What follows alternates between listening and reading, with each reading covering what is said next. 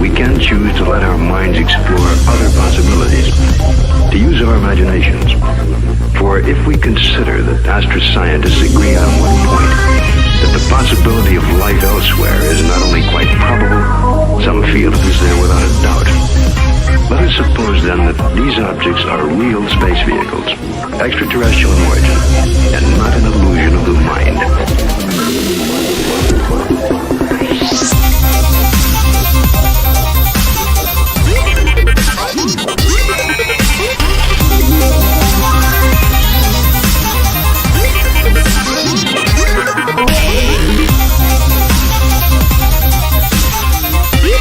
There's nothing to hide. There's nothing to hide at all.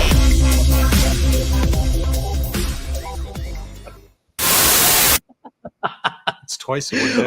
Oh, we are live. Hello. Hello, everybody. Paul Kimball. Geez, what are you doing in my house? It's not your house, it's my house. Wait, this is somebody else's house.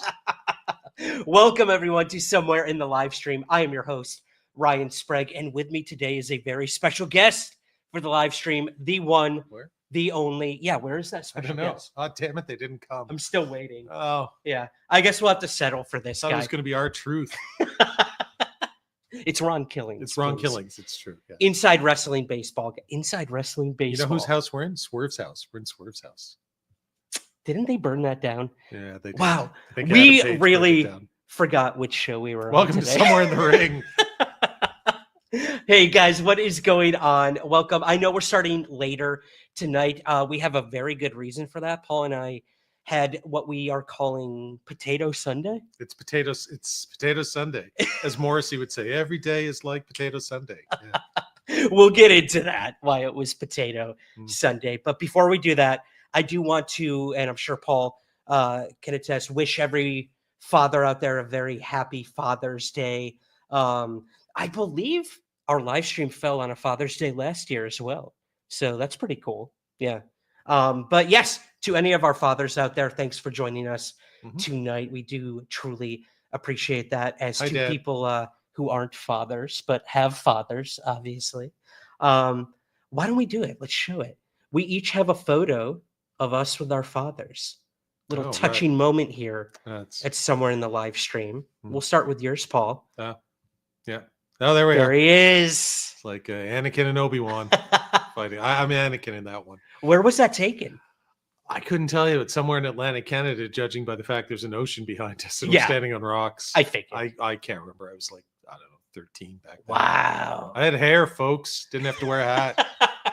So, He had the hair. good old days. But my dad didn't have hair, which is why he's wearing a hat. That's fair. I used to mock him for that. And one day he went, it's genetic. And I was like, the what now? And he said, yeah, you'll find out. You'll learn. Yeah. You'll learn what that word means. The old man got me. Well, speaking of no hair, check this one out. Oh, Yeah. That's, gosh, I had to be what? 2 years old there, maybe? Maybe not even. I think you have the same haircut now. I do. Yeah. Pretty similar, Yeah, actually. actually. I have that same outfit, too. Still- He wears it on Haunted, Heart and Soul. That's how he ghost hunts. He wears his jammies. a onesie. A onesie. Yeah. So yeah, those are our dads, guys. We thought we'd go down a little trip down memory lane first and foremost. So again, happy Father's Day to all the dads out there. I know my dad might be watching this, so if you are, hello, Dad. How about them Lions? And yeah, Paul. If we say anything that ticks any of you off, it's our dad's fault. It's our dad's So fault, today yeah. is the special day where we blame it on the dads. Nice hat, by the way. Yes. So we are in Prince Edward Island in Canada because Ryan is done shooting Haunt. Feel like my wife and I joke he's our son that we never had. Feel like he's been around forever. It's been about 2 months with a short break where he went home to the U.S. in between. Yes. But we're in Prince Edward Island because filming ended a little early. So I thought, and my wife's from Prince Edward Island, and I know it well. I said, there's no way you can come to Atlantic, Canada. If we just stay home, we're just going to sit around and eat pizza all day and watch wrestling. Yep. Let's go to PEI and do stuff. And what we get on the first night? Pizza. Pizza. Yeah.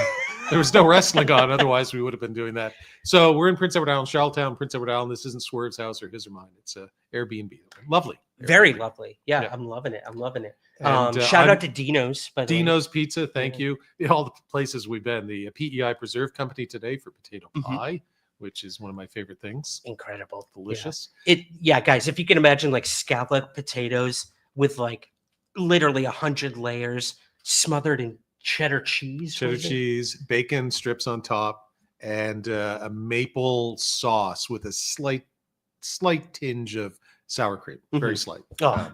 Yeah, it's delicious. Yep. And gained another 10 pounds. Thank Yeah. you, Paul. And then we went to the Canadian Potato Museum in O'Leary, Prince Edward Island, which is lovely. I've been there before. I've done it for a TV show about museums I did. And Ryan, he's got his... I've got some images I'm going to show you guys. But before I do that, I give you a thank you. They give you a thank you sticker on your way out, which I absolutely adore and will keep. 100% Canadian. We're always thanking everybody. I know. And normally I would be wearing a baseball hat, whatever team or something, but because I carefully curate my image. But tonight, Bogside Brewery in Montague, PEI. Shout out to them because we went there last night and picked up some fine Canadian ale. So I've got a light lager because I'm hopped up on pain meds. So I might take a sip.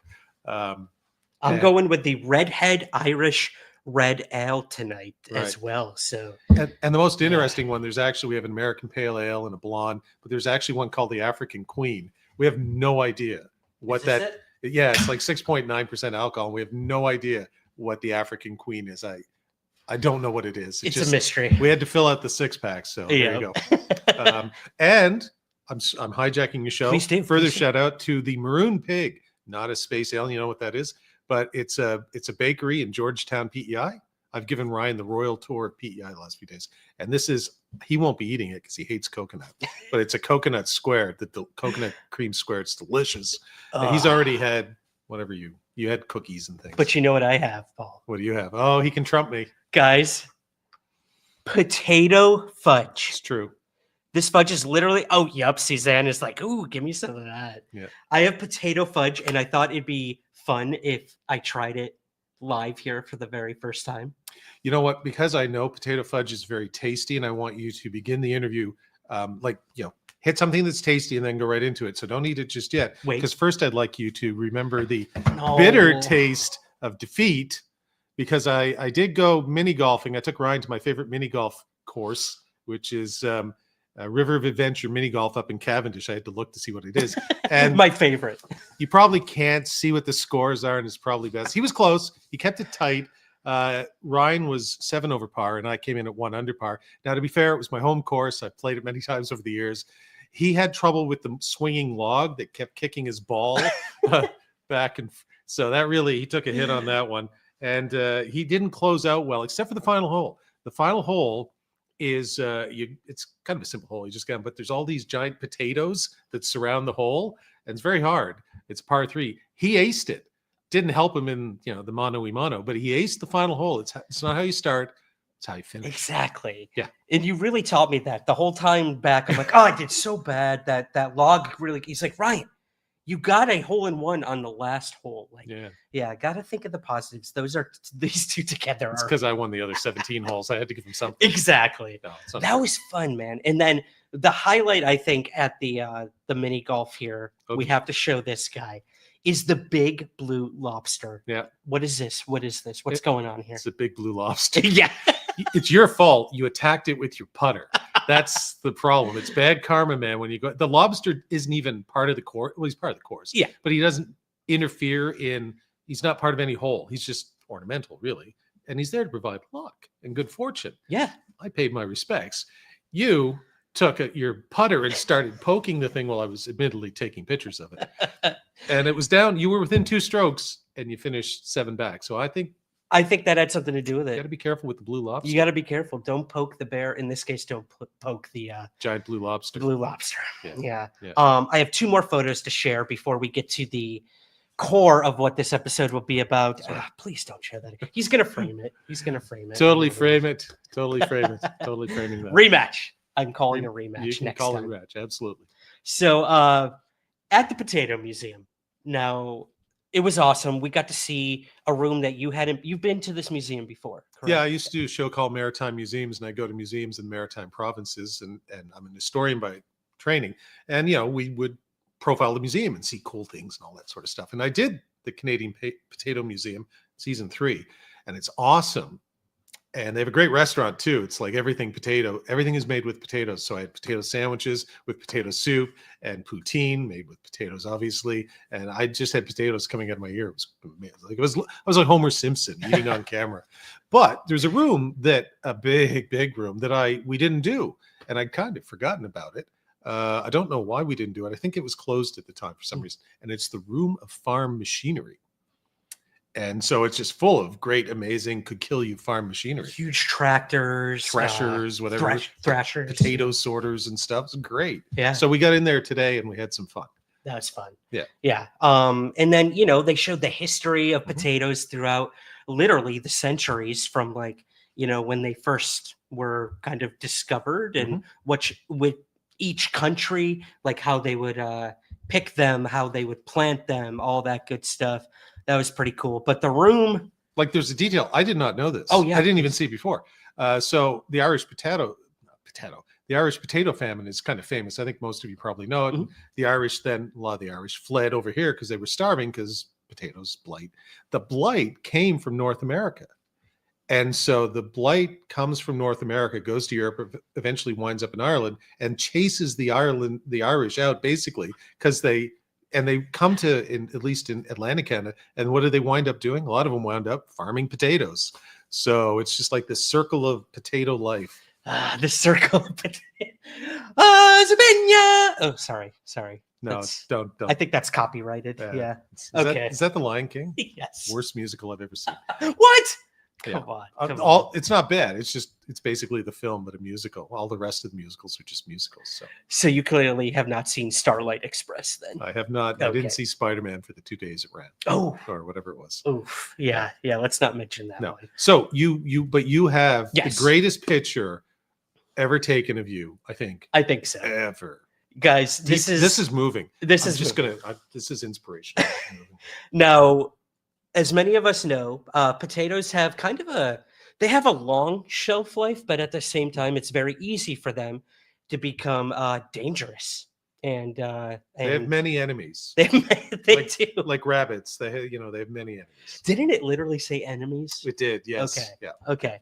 And potatoes die in many different ways, or they contract certain diseases, as it were. And they had a room in this museum that stopped me in my tracks and made me fall to my knee and just give thanks. So moving. And memorialize these potatoes in one very specific way. So after you had murdered several by eating your potato pie, so for the last 5 days, I'd say. So you guys, I don't know how else to say it. Potato coffins. Yeah. Potato coffin. It looks like we're in like a war memorial. I know. Right here. Each one of those contains a potato. Like there's one for potato warts, one that has slugs in them, and contains a potato that was infected or attacked by whatever bug you have. There you go. That one I don't remember what that is, but it looks terrible. Kind of looks like a chocolate chip muffin, actually. It looks kind of good, but it's some form of blight or whatever. And it's terrifying that these poor potatoes.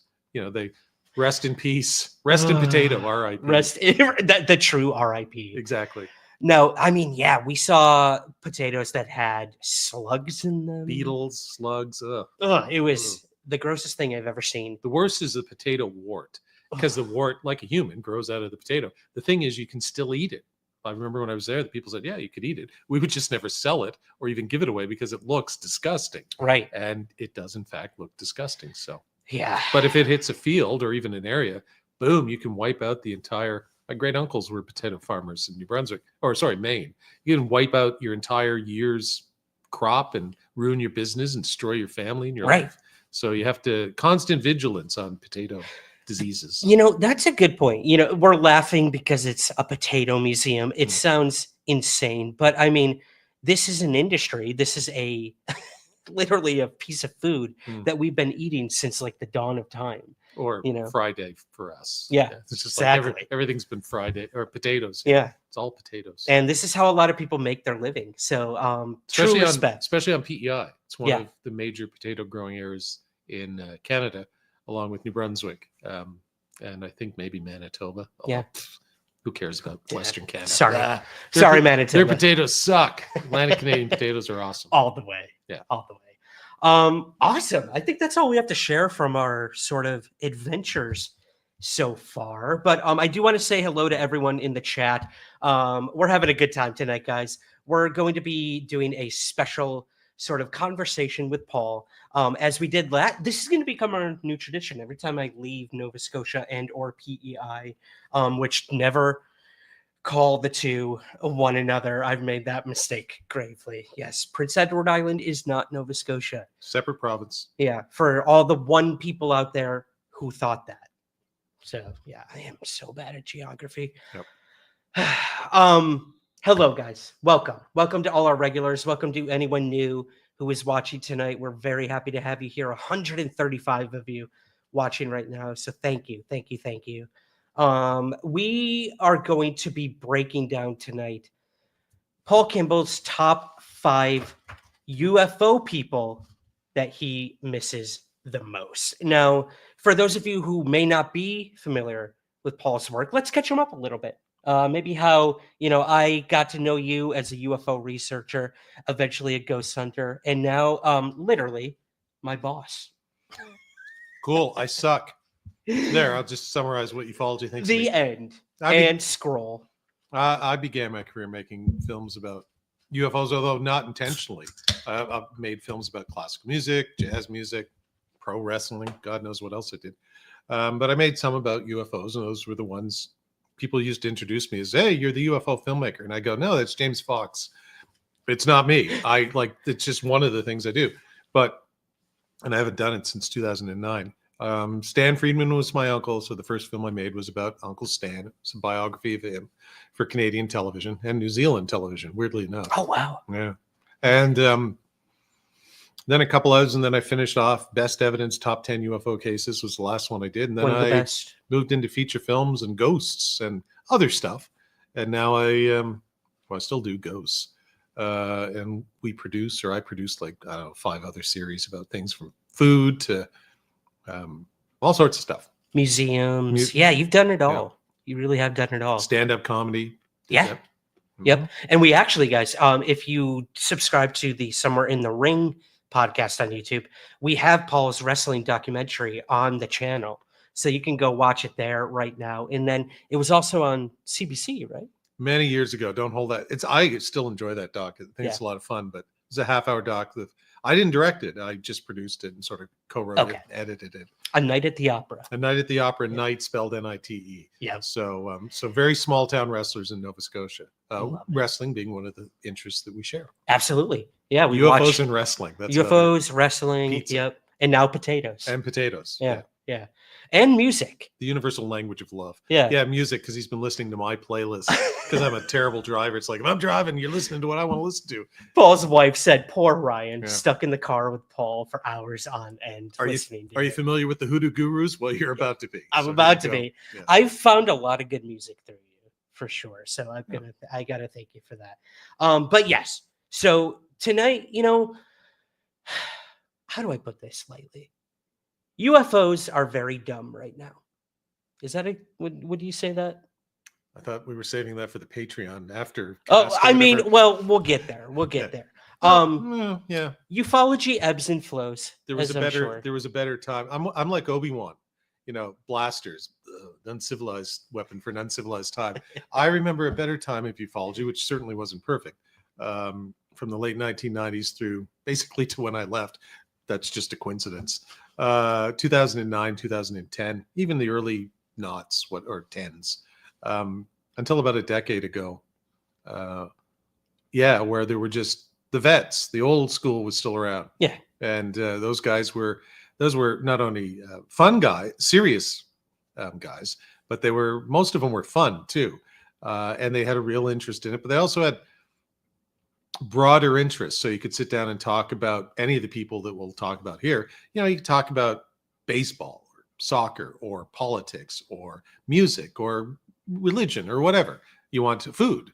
And as I did with Stan, like all of those things, people said, you and Stan, you must argue a lot about UFOs. No, we hardly ever talk about UFOs. We talk about baseball. He was a Brooklyn Dodgers fan. food and travel and politics, and hardly ever talked about UFOs. Yeah. Because he had a very broad range of interests. UFOs is what he did, but his life was not defined by UFOs, despite the fact that people seem to think it was. So, today it seems like there's a lot of people whose lives do seem to be defined by UFOs, not in a good way. And frankly, I think that social media has changed that maybe more than the people. So it's led to the rise of a UFO Twitter, hashtag UFO Twitter. Not all bad, but that was not there in the good old days. And I'm going to say the good old days. One of the folks we'll talk about, his name is Errol Bruce Knapp, and we'll get into what the good old days were like, because he ran a UFO email list that we'll talk about. Yeah. So the two people I won't talk about, Stan much, he might drift in, but these are two people that, obviously I miss them more than anyone. Stan was my uncle, and Mac Tonys, who passed away in 2009, one of my dearest friends. So, shout out to them, but I could go on for 3 hours about both of them individually. So that'd be a 6-hour show. So highlight some of the other people, maybe you didn't even know a couple of them. No. They were before your time, that I got to meet on my ufological journey, who were cool cats, good guys. In some cases had really interesting backgrounds, as Stan did. Stan was a nuclear physicist before UFO guy, and he worked in the Catskills at comedy clubs as a server, not a comedian. But he learned a lot about his comedy, which was actually, by the time he passed away, gotten pretty stale. But if people said, this sounds like something out of the Catskills in the 50s, yeah, because when Stan was a student there, he would be there, waiting and working there and listening to primarily, I think as he said to me, Jewish comedians who worked the Catskills, and that style of humor, very Don Rickles-y, that kind of stuff. And so when you get Silly Effort to Investigate or Apologist, Ufologist, or all that stuff that Stan would say, became famous for saying, a lot of that came from his background working there, listening to those comedians in the 1950s. That's so cool. So yeah, all these guys had interesting backstories, things that they did. Like Jim Moseley will pop up. He was a grave robber in Peru, allegedly, or a collector of antiquities. Allegedly, yeah. I think his book, shockingly close to the truth, actually says grave robber. The cover. Yep.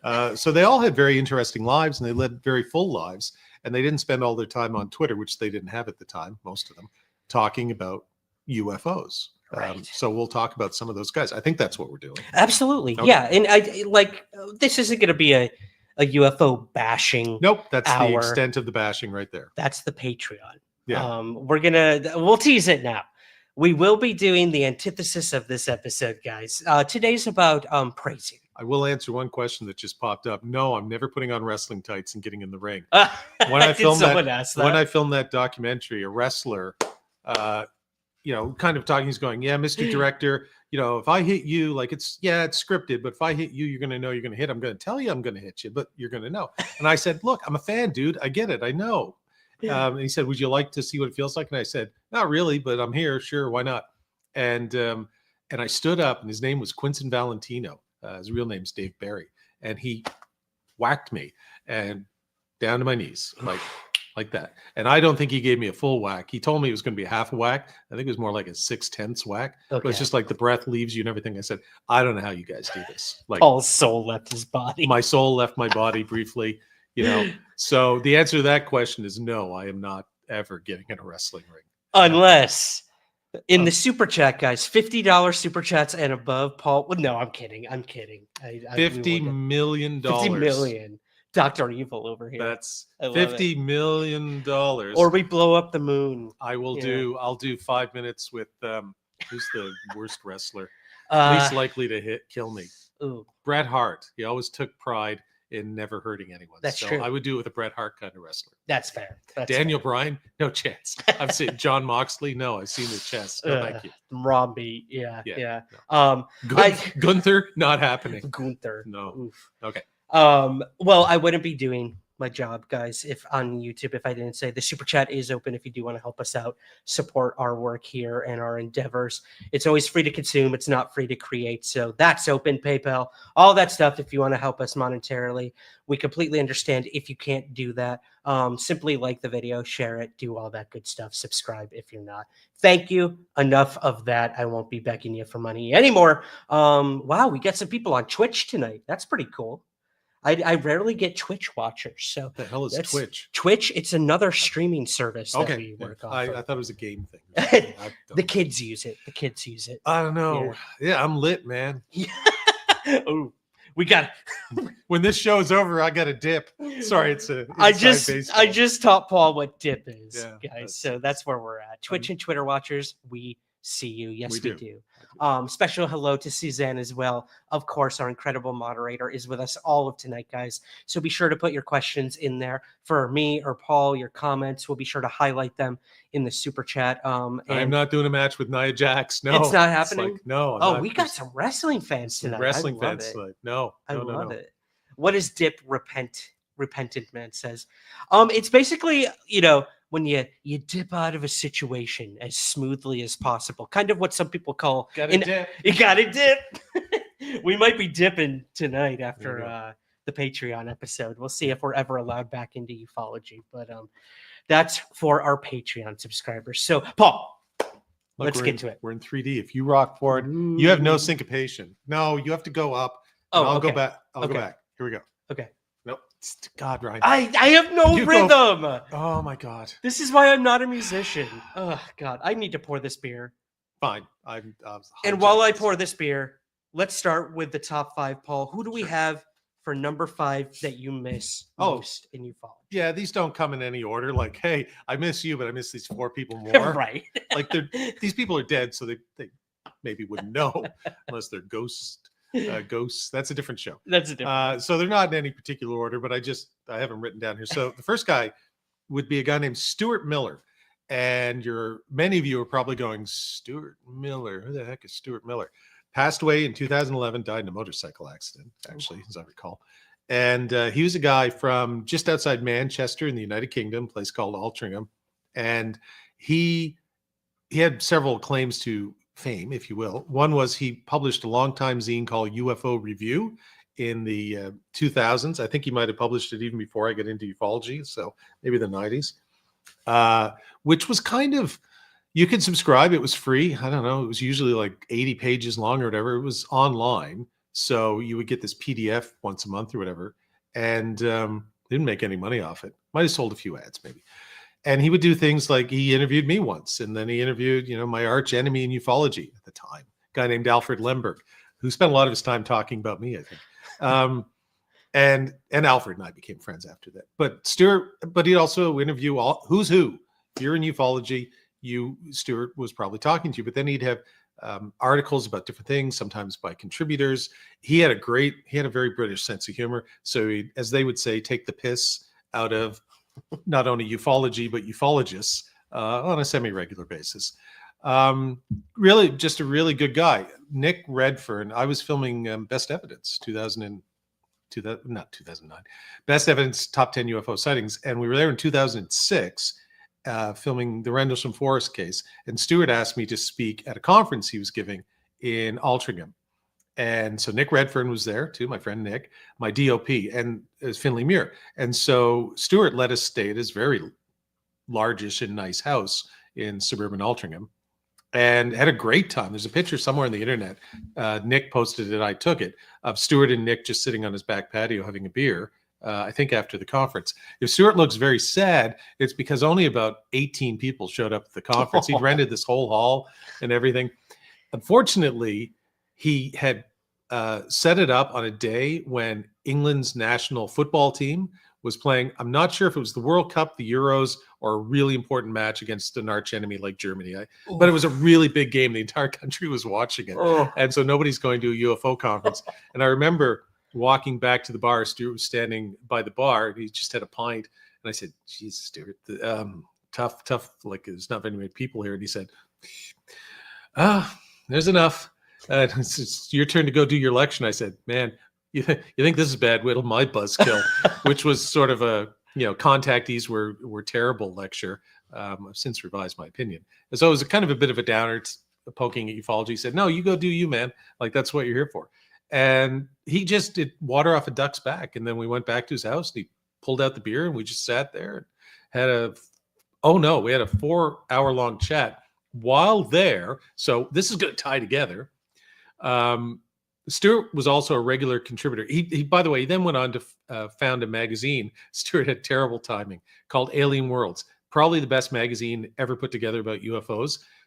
Screw you, UFO magazine. Nothing against it, but this thing was glossy. This just the look of it was amazing. It had great cover artwork. Some really good contributors. I was one of them that maybe wasn't as good.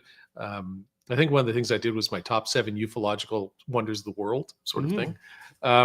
So he was a regular contributor on a radio show out of Canada, hosted by a guy named Errol Bruce Knapp, who is also on my list. So slightly rolling into this. And Errol Bruce Knapp had a show called Strange Days Indeed out of Toronto. And he would interview, like Stewart did, kind of everybody. So Jerry Clark on one week, Kevin Randall, Stan Friedman, Paul Kimball, Nick Redfern, whatever.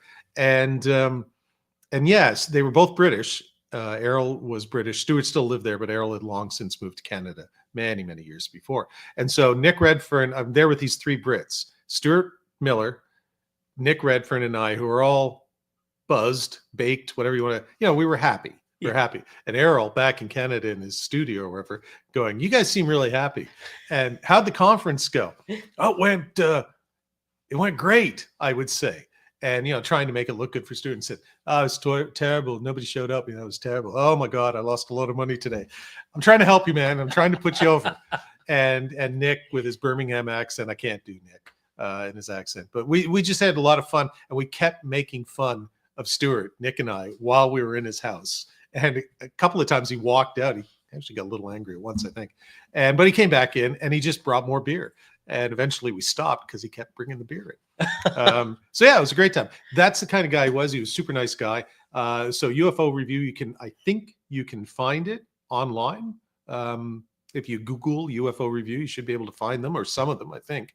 Alien Worlds, not so much. It only ran for about 8 issues, and then not a good. He said, I picked the worst possible time to start a new print magazine because the internet was just taking off and everything was going online. So I lost a fortune on that. Hey, to be fair, Open Minds did a print magazine after that too. And that didn't last long either. But he was just a super nice guy. I'm glad I got to meet him, but also I talked to him a lot over the years. And the thing I liked most about him was his sense of humor, which is probably true of most of the people I'm going to mention here. But Stewart had a very English sense of humor. And so he's quite missed. That's, and that's what I find. That's what I love about this. Like, people who could still have fun, could be okay with 18 people showing up at a conference. Nowadays, it's like, unless you have Contact in the Desert numbers, we're talking thousands of people show up. The organizers are like, this was a failure, or this or that. Like, we didn't make a profit. Like, do you think anyone made a profit that day? No, absolutely. What, at Stewart's conference? Yeah. Only the bartender. Yeah. Because Stewart had a couple of pints. No, nobody made a profit. Nobody made a profit. Absolutely not. And the irony is, I held a conference not long after that. I think it was 2008, the New Frontiers Symposium, and about 40 people showed up, and it cost me even more to rent that hall at St. Mary's University. And Stewart asked for a report. I think Nick wrote the report for UFO Review. And Stewart sent me a note, and he said, yeah, I heard you had a pretty good crowd. And I said, I had about 40 people. And he said, well, that's twice as many as I had. And I said, yes, but the cost was 3 times as much as you paid, Stewart. And he said, what have we learned from this, Paul? And I said, well, I think we both learned no more UFO conferences. Yet you did. I did. Continue to do conferences. Only one. Yeah. And at that, I didn't care. I didn't charge for that one. Yep. Like, I literally brought you guys up and said, hey, folks, it's a free conference. Come on down if you want to hear. Micah, was Micah there? Micah was there. Walter Bosley, Greg Bishop, Tim Binnall, Stan Friedman. Yep. And me and Holly Stevens. You and Holly. Doing a ghost thing. I think that was the lineup. Yeah, we didn't film it. It doesn't exist. If you weren't there, it was like a happening. If you weren't there, it didn't happen. Exactly. But for those of us that were there, it was Stan's last lecture in Atlantic, Canada. It was. I felt so honored to see that. And only weeks prior to that was my first time ever interviewing him on the podcast. And I told a crazy story on here about what happened when I interviewed your uncle.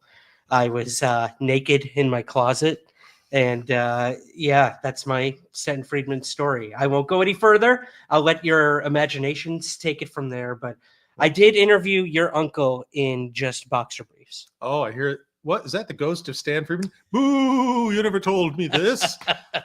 That's disturbing but intriguing. Yeah, something tells me he would have gotten a kick out of it. Oh, he would for sure. have found for it sure. hilarious. I'm pretty sure Stan did a few interviews in his life wearing shorts, or like you can only see me from here, right? Yeah, Because I'm wearing long underwear right now. Like, no, we're not getting any filming of Paul No. underneath here. not happening. Not And- happening. That's Pants are again. optional. That's for the Patreon. That's for yes. Yeah. That's later tonight. Okay, so Okay. Stuart Miller, super good guy. Passed away 2011. You can read Nick Redfern sort of, and I wrote one too, memorial to him. You can find him on the internet if you Google Nick Redfern, Stuart Miller, RIP. But I think you can still find UFO Review on the internet as well. And a regular contributor to Strange Days Indeed, which was created and run for many years by my dear friend Errol Bruce Knapp, who passed away in 2016. So now we've rolled on. Boom. Look at Let's that. do it. All right. So tell us a little bit about Errol. He had 3 names. Yes, he did. No.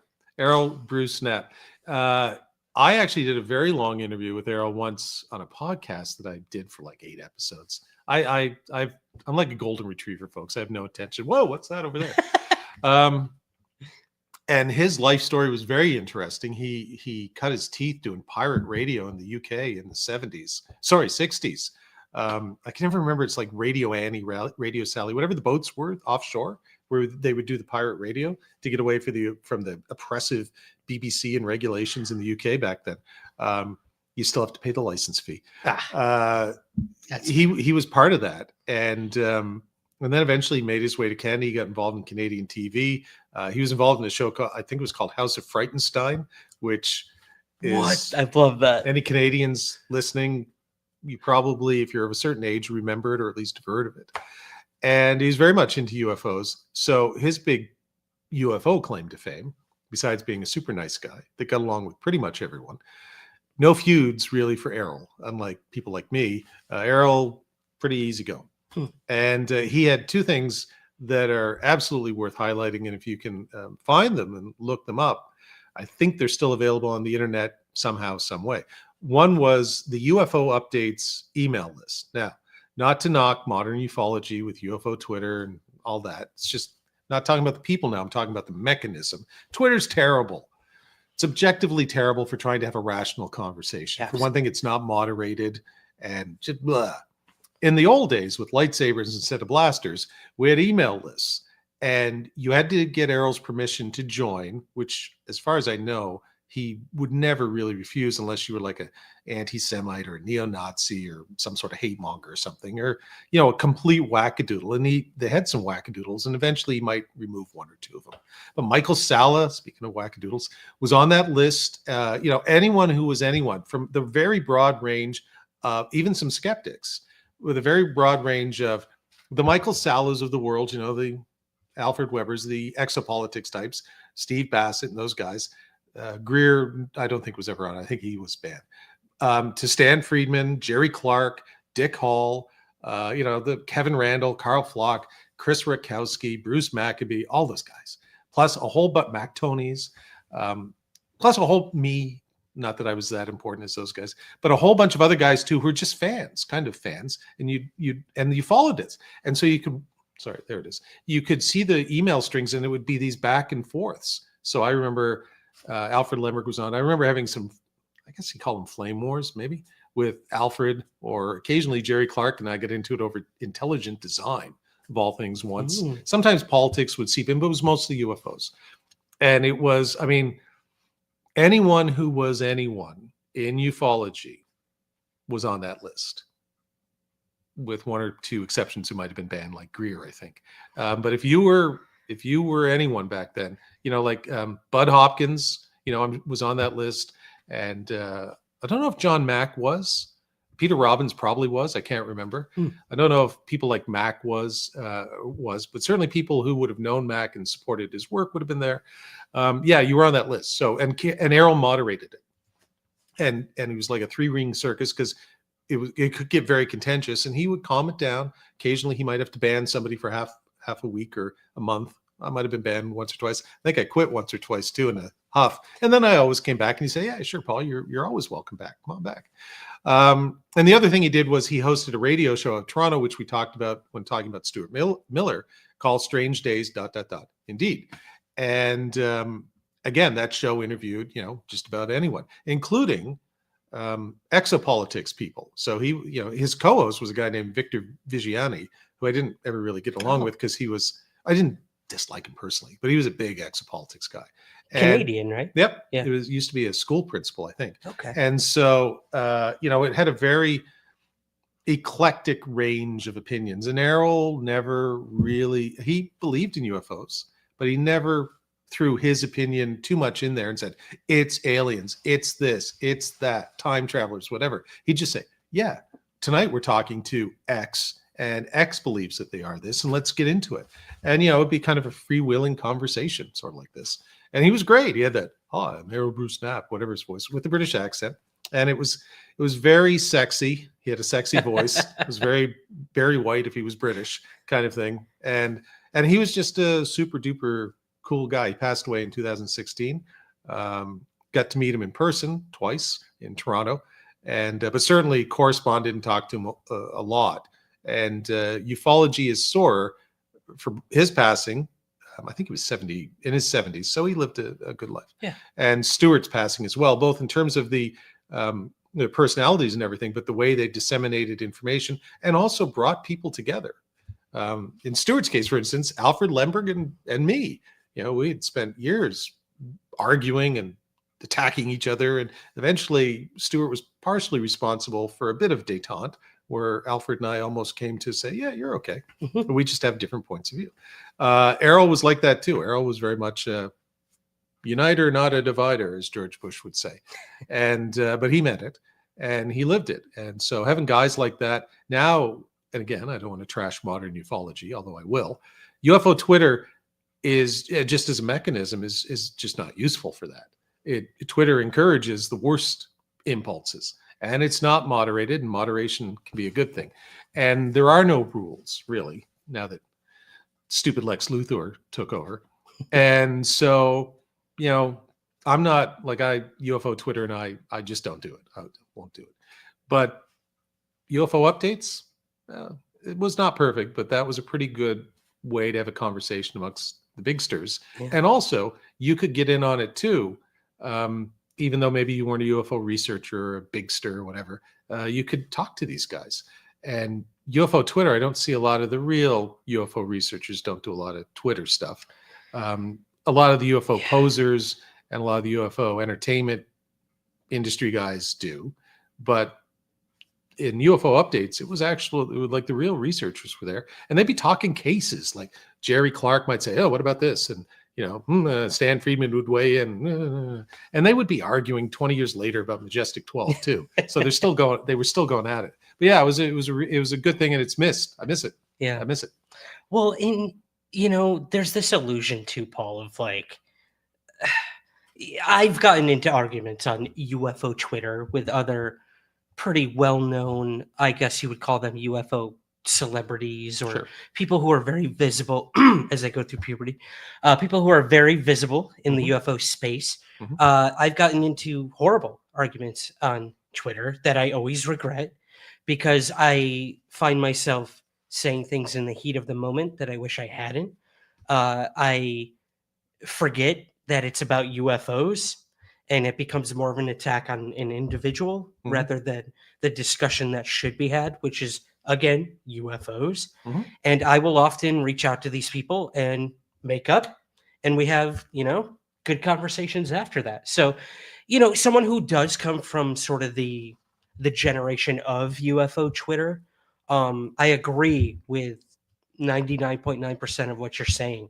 But I do still think there are some places, some corners of UFO Twitter that do have good, a lot of these people now do, what do they call them? Twitter spaces, where you it's almost like a call-in audio meeting group where you can have really good discussions or really bad discussions on UFOs. But everyone gets a voice. It's a lot more democratic than like, me going on a TV show or this person over there going on a TV show and speaking for ufology, which is always a very it's something I've always found uncomfortable of like going on television and talking about UFOs and you become like a face of the community. Didn't I see you on Ancient Aliens just like a week ago? Yes, he did. Yes, I did. And I screen captured a picture and sent it to you too. But that's my point. Yeah. Like when I go on a show like that, I'm always terrified of like what people will think. And when Ancient Aliens first reached out to me to be on, I struggled. I told my partner, like, I don't think I want to do this. I don't know how I'm going to be perceived in the You are UFO so community. talking yourself off haunted right now. You're right. Those communities just like that. You're right. Nothing. UFO updates was not perfect, Yeah. and that's why occasionally Arrow would get rid of some people, and it could get personal. Yeah. But he was there to tone it down. And UFO Twitter, despite not being my favorite thing, is not evil. Twitter is not evil. I still use Twitter. Mm-hmm. It's just I find it less civilized, but not beyond. Perfect way to put it. But not. It's like a blaster. It still kills people. Yeah. But a lightsaber is a more civilized way of doing it, I guess. Star Wars, deep Star Wars. Reference. Deep Star. Actually, it's not that deep. That's surface Star Wars. I see a question right here. We have starred. I don't know if we want to do it now or wait for the Patreon. I'll take Juan the question. Manuel asks, Paul, what is your view on Richard Doty? Do you think that's an appropriate time to talk about that, or should we wait? Just as you mentioned that, my toothache started again. Oh, so jeez. that's probably my answer. Richard Doty. What were we saying in the car? I was talking about more modern, like today, ufology, and all these ex-military guys. Lou Elizondo, I'll pick on him, and somewhere like they're going in front of Congress, they're making bank, they're writing books and a podcast, all this stuff, and somewhere Doty, who I have no use for whatsoever, is sitting there going, "Hey, what about me? Like this is bullshit. Like how come I was 40 years too early?"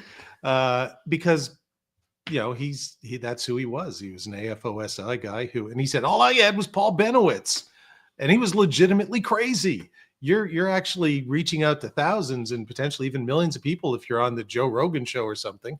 Like, where was Joe Rogan when I was there? So somewhere I secretly think Rick Doty is sitting in his wherever he lives, his trailer, I don't know, and going, oh, I totally missed it, man. And yet, I will push back just a little bit. I have seen that man in the last couple of years headline UFO It's true, conferences. which is frightening. Yeah. What is that? Yeah. I gave my good buddy Chrissy Newton some flack because I'm like, she interviewed Richard Doty, and I was like, why are you doing this? Why are you giving this man a platform? And to her credit, it is one of the best interviews I have ever seen with a UFO personality because she took him to task. She asked him the questions that most conference organizers, most people who would have him on their show would not ask him. And I really appreciated that. And I thought she did a fantastic job. But, she said, like, what you did was not only wrong, but possibly illegal. And, kind of implicated him. And he argued, no, it wasn't. I was just doing my duty. Just how many times have we heard that? Yeah. After Nuremberg, just obeying orders isn't a defense for committing crimes, folks. And even if he didn't commit a crime, he, worked to drive Paul Benowitz even nuttier than he was. And fraud after fraud after fraud. I know my good friend Greg Bishop. I don't know if he likes Rick Doty, but he's interested in him from the like what was going on. What Doty was involved in stuff. I couldn't. Doty was a penny ante operator out for himself, and I'm convinced was involved in the creation of the Majestic 12 documents, which caused a lot of grief to my uncle. Although my uncle wouldn't have phrased it that way, he would have said to this dying day, they're real, the original ones. But the vast majority of ufology even would go, no, you got that one wrong, Stan. Yeah. But Doty, not a good guy. That's just how I'd phrase it with Doty. But a guy who, if he was around now, like really around, like he was 30 years younger or something, would probably be on the circuit even more. Testifying in front of Nancy Mace or Tim Burchett or whatever crazy Republican congressperson. It's like Paulina. Paulina Anna Luna or Luna Anna Paulina or I whatever. don't know. I have no idea. Anyways. I don't know. There's something about them there UFOs. We got to get to the bottom of this. But first, I got to vote for Robert Kennedy as Secretary of whatever he is, HHS or whatever, so he can get rid of that there polio vaccine. That's my Tim Burchett impression. That was pretty good. Yeah. They're demons. Dadgummit. And They're actually, demons. he's not in the Senate, so he wouldn't have voted to confirm, but he would have if he was in the Senate. Yeah, that is fair. So that's my answer on Rick Doty. That's fair. Okay. Yeah. Thank you. Thank you for the question, Juan Manuel. We do Yes, thank you. appreciate that. Yep. He does have another question. We'll maybe get back to that in a little bit here. Let's move on to your next individual. And Suzanne said, please hit that like button. Yes, guys, if you can, take one moment, just smash that like button. Smash that like button. Now I sound like a YouTuber, a real YouTuber. Got a dip. Got a dip, y'all. This live stream is lit. We're lighting it up. It's lit. It's like we're gonna hit that like we're gonna button. party like it's 2008 or whatever it was. Party. Ooh, who would have been? Hey, now you're an all-star. Sorry, Get your if I'm game on. on. Yep, Yeah. that sounds Yeah. like a song from that time period. maybe. Probably. Anyways, Chumbawamba. Chumbawamba. Tub thumping. Not on, tub the, thumping not out on there? the Cars playlist, but could No. be. Next up, who's I gonna? Yeah, sure. Why not? I'll just go on the list. I wrote them down. Carl Flock. Oh, okay. So again, interesting background. Former CIA agent. Well, not CIA agent. He wasn't assassinating people in Hungary or whatever during the Cold War, but he worked for the CIA. He was CIA operative or whatever you want to call them. Was in the Marine Corps. Was a congressional staffer. And a whole bunch of a lot of government's work that he'd done. I think he was the assistant, Americans, I always get this confused, assistant deputy secretary of defense or deputy assistant secretary. I don't know. He's one of those. Sure. Like on the flow chart, he was 4 or 5 people down. Yeah. I think for operational weapons testing during the Star Wars eras under Reagan or era under Reagan, I think. Check his Wikipedia page. I think I have that right. But yeah, he was tied in, and so was his wife. She was tied into government too. So Carl also, though, had a very long-standing interest in the UFO phenomenon, and he was very skeptical. But unlike skeptics like James Randi or whatever, Carl actually believed that UFOs, space aliens from Zeta Reticuli, so he would go further than I would, had actually visited Earth, and he just didn't think they were visiting anymore. Which I actually thought, well, okay, if I'm going to buy the space alien thing, I like this one because it matches how we did things. The English would send or the Portuguese would send explorers out, and Captain Cook would land on an island in the Pacific. Oh, hello, coconuts, excellent. The king says his regards to this king, and blah, blah, blah. All right, bye. And, it'd sail off, and the people on the island would be like, that was interesting. Just happened. And they wouldn't, they might take 1 or 2 of the natives off the island. Like, would you like to come back and meet our king? They'd never be returned. And so the very first alien abduction were European explorers politely, sometimes not politely, asking, would you like to come meet the king? Sure. And they'd wind up in London or whatever. But those people on those islands might go years, decades without ever seeing a European again, especially in the Pacific. So that was kind of where Carl was coming from, that the aliens fly around, check in on Earth, take a couple of people. He bought the alien abduction thing. Maybe we abduct a few people, put them back. Okay, we got all we need to know from Earth. No threat and interesting species, but primitive. Off we go. And never returned. And he thought that it happened mostly in the 50s and maybe into the 60s. But by the end of the 60s, had stopped. And I thought that intellectually was a valid way of looking at things. But beyond that, he just knew a lot about a lot and all sorts of like I liked Carl. Not everybody in ufology did. They didn't trust him. Might be that CIA thing. And all the other government ties and stuff too. He was a debunker in a good way of the cattle mutilation phenomenon, which I debunk as well. I made a film about the cattle mutilation phenomenon. I have people say, no, never any scientific inquiries into it. Yes, it is. You go into the Canadian Veterinary Journal, and there it is. They did it in partnership with I think it was Wyoming, the University of Wyoming. They looked into it seriously and said, here's what it is. And if Linda Moulton Howe was watching, she'd go, oh, no, none of that's true. And it's like, well, okay, you can say no all you want, but don't say that this wasn't looked into by science. So Carl wrote a book, or would write articles about debunking cattle mutilations. So he took a very wide interest in the field, and he could be very prickly to folks, but he was a really interesting cat, died way too soon. I think it was multiple sclerosis that did him in 2006. He was diagnosed a year or two before that and went pretty quickly. But he was a good guy. He appeared in 3 of my films. Yeah, at least 2. He was in Stan T. Friedman is Real as Kevin Randall played the other one, as the guys who would criticize Stan. Carl, more than, like, Kevin was a rival with Stan, the whole Roswell thing.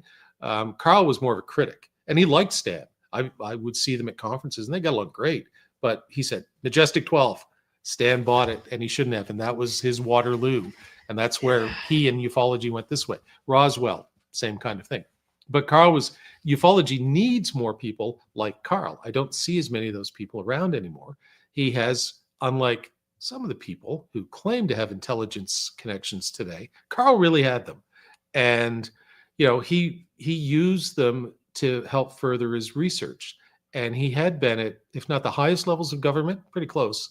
And so I would ask him, Carl, did you ever see anything about UFOs come across your desk? And he went, no, never. Doesn't mean it doesn't exist. I just never saw it. And he never once said, because I was in government, I know more, I have secrets or this or that or that. He just said, no, my government work had nothing to do with this. This is a personal interest, but some of my government work helps me inform how I look at these things.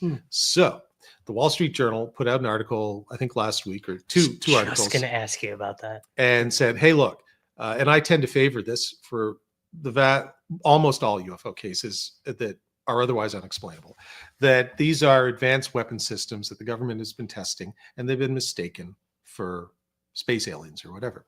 And Carl said something to me. That was where Carl came from in the 70s and 80s and 90s.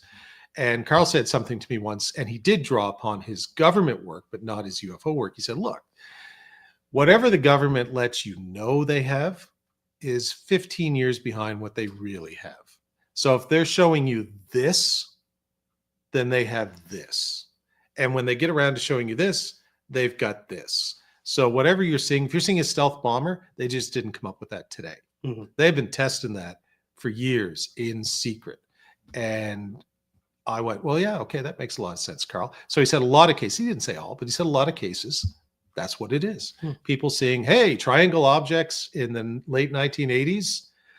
Well, what kind of aircraft were the Americans testing in the late 1980s that appear a few years later and, oh, look, they're triangle aircraft, stealth bombers. And, if you're watching this and go, Kimball's got the timeline of that wrong. Yeah, I'm close enough. But the principle is the same. The U-2 spy plane, there were guys in fighter command in the United States who were responsible for defending the country. I know, I interviewed some of them, including Lieutenant Colonel Bruce Bailey, who's now passed away. He was in the RB-47 program. So not the U-2, but the next, maybe most secret spy plane they had. And he said, yeah, we would be flying back for missions, and fighter command would scramble jets to intercept us, and those guys didn't know who we were. The U-2 pilots were like that too. There's always a risk you would get shot down by your own guys. And I asked him, well, did that ever happen? He said, I can't tell you that. But, we won't admit to it. But always a risk that your own people would shoot you down because they didn't know you were up there doing whatever it was that you were doing. So if fighter command doesn't know that you're up there, how about your average civilian walking their dog late at night who sees something that they can't explain? Yeah. Does that explain every UFO case? No. But does it explain a lot of them? Yes. Might it explain a lot of modern ones that are going on now? Maybe, because there's drones everywhere, people. I don't know if you're not watching CNN and what's going on in Ukraine or Israel or wherever there's a war breaking out, or wherever Amazon is soon to be delivering your packages to you. Dropping off your socks. In a drone. It's like, am I getting bombed by the Iranians, or is this my order of socks? I don't know. It's one of the two. It's one of the two. Nothing in between. Or if you're Canadian, are the Americans bombing us, or are we getting socks? Oh gosh, stop. Let's just, try it. We are the peace ambassadors to show that Canada and the US can get along. Yes, for sure. When it comes to, we spent 2 months reprogramming. I know. We didn't need to reprogram. I've been brainwashed. Americans are great, with the possible exception of 40% of them that vote for Trump. Anyway, so Carl was a great guy. Super, just super fun guy to talk to, but he could be prickly. So I was interviewing once for which film was that? Aztec. I think it was the Aztec 1948 doc I did. And we were in Aztec. Sorry, it's over here. We were in Aztec, New Mexico. Had to drive down because Carl lived just outside Albuquerque in Placitas. And I knew how long it was going to take, but I was in charge. The crew is not to blame. I lollygagged. We stopped at a gas station halfway between, might have gotten some food and stuff. I learned a valuable lesson that day. Don't piss off a Marine guy who also was in the CIA. Show up at Carl's place. He comes out. He comes right out. And we were like 40 minutes late. To this day, I feel bad about this. And I had just seen him a couple days before at a conference. And Carl and I were friends. And he tore a strip off me in front of my crew. And I didn't blame him. And I was just like, as soon as I saw him, I went, I'm not going to swear in your show, but like F-bomb. Oh, I'm in it for it now. And I deserve it. My bad. And I said, look, can we still get the interview? He said, no, not today. I've got things to do. And, it's going to take you time to set up. And I had a window. And I said, okay, if you want to think this through, I still would love to do the interview. And he said, I'll think about it. And he sent me an email later that night. He'd calmed down and he was pretty hot. But he took me into his house after he finished chewing me out. And he explained to me why I was angry. I said, you have every right to be. My bad. I apologize. Canadian, I apologize. But he did it while standing in front of a picture of him standing with Ronald Reagan. And I'm like, oh, shit. Like, this guy could have me killed. Wow. I think it was him standing with Ronald Reagan, or maybe it was just a picture of Ronald Reagan signed to him. I can't remember now. Yeah. And I was like, duh! He's got his Marine hat or something on the wall, and I don't know, whatever else, laser gun or something. And I said, okay, Carl. He had rattlesnakes in the yard. He was going to kill me. And we went down the next day and did the interview. It was great. He was as friendly as you could be, just like the nicest guy and that's who he was usually, unless you pissed him off. And I learned a very valuable lesson that day as a filmmaker. I have never been late ever again in my career. That's true. You run a tight ship when it comes to being at a place on time, respecting the place you're at, the people who are, as my wife and her sister found out at the restaurant last night, where we were early and they were 25 minutes late, and we just ordered. It's like, bring the menus. Sorry, ladies, we're eating. That's a them problem, not an us problem. Give us our fish. Best lobster roll was good of my life, and seafood chowder. Shout out to Finn in PEI. Grand Trackety PEI. Yeah, so Carl was a super guy, and ufology is, as with all of these guys, and they're all guys because the vast majority of ufology are guys. So sorry. It's Sora for his passing too in 2006, but he took his diagnosis and he like a champ, no boohoo, no poor me. He knew what the end was going to be. And he kept going, as long as he could. So I always admired that about him too. Fun last story about Carl Flock, because I'm droning on.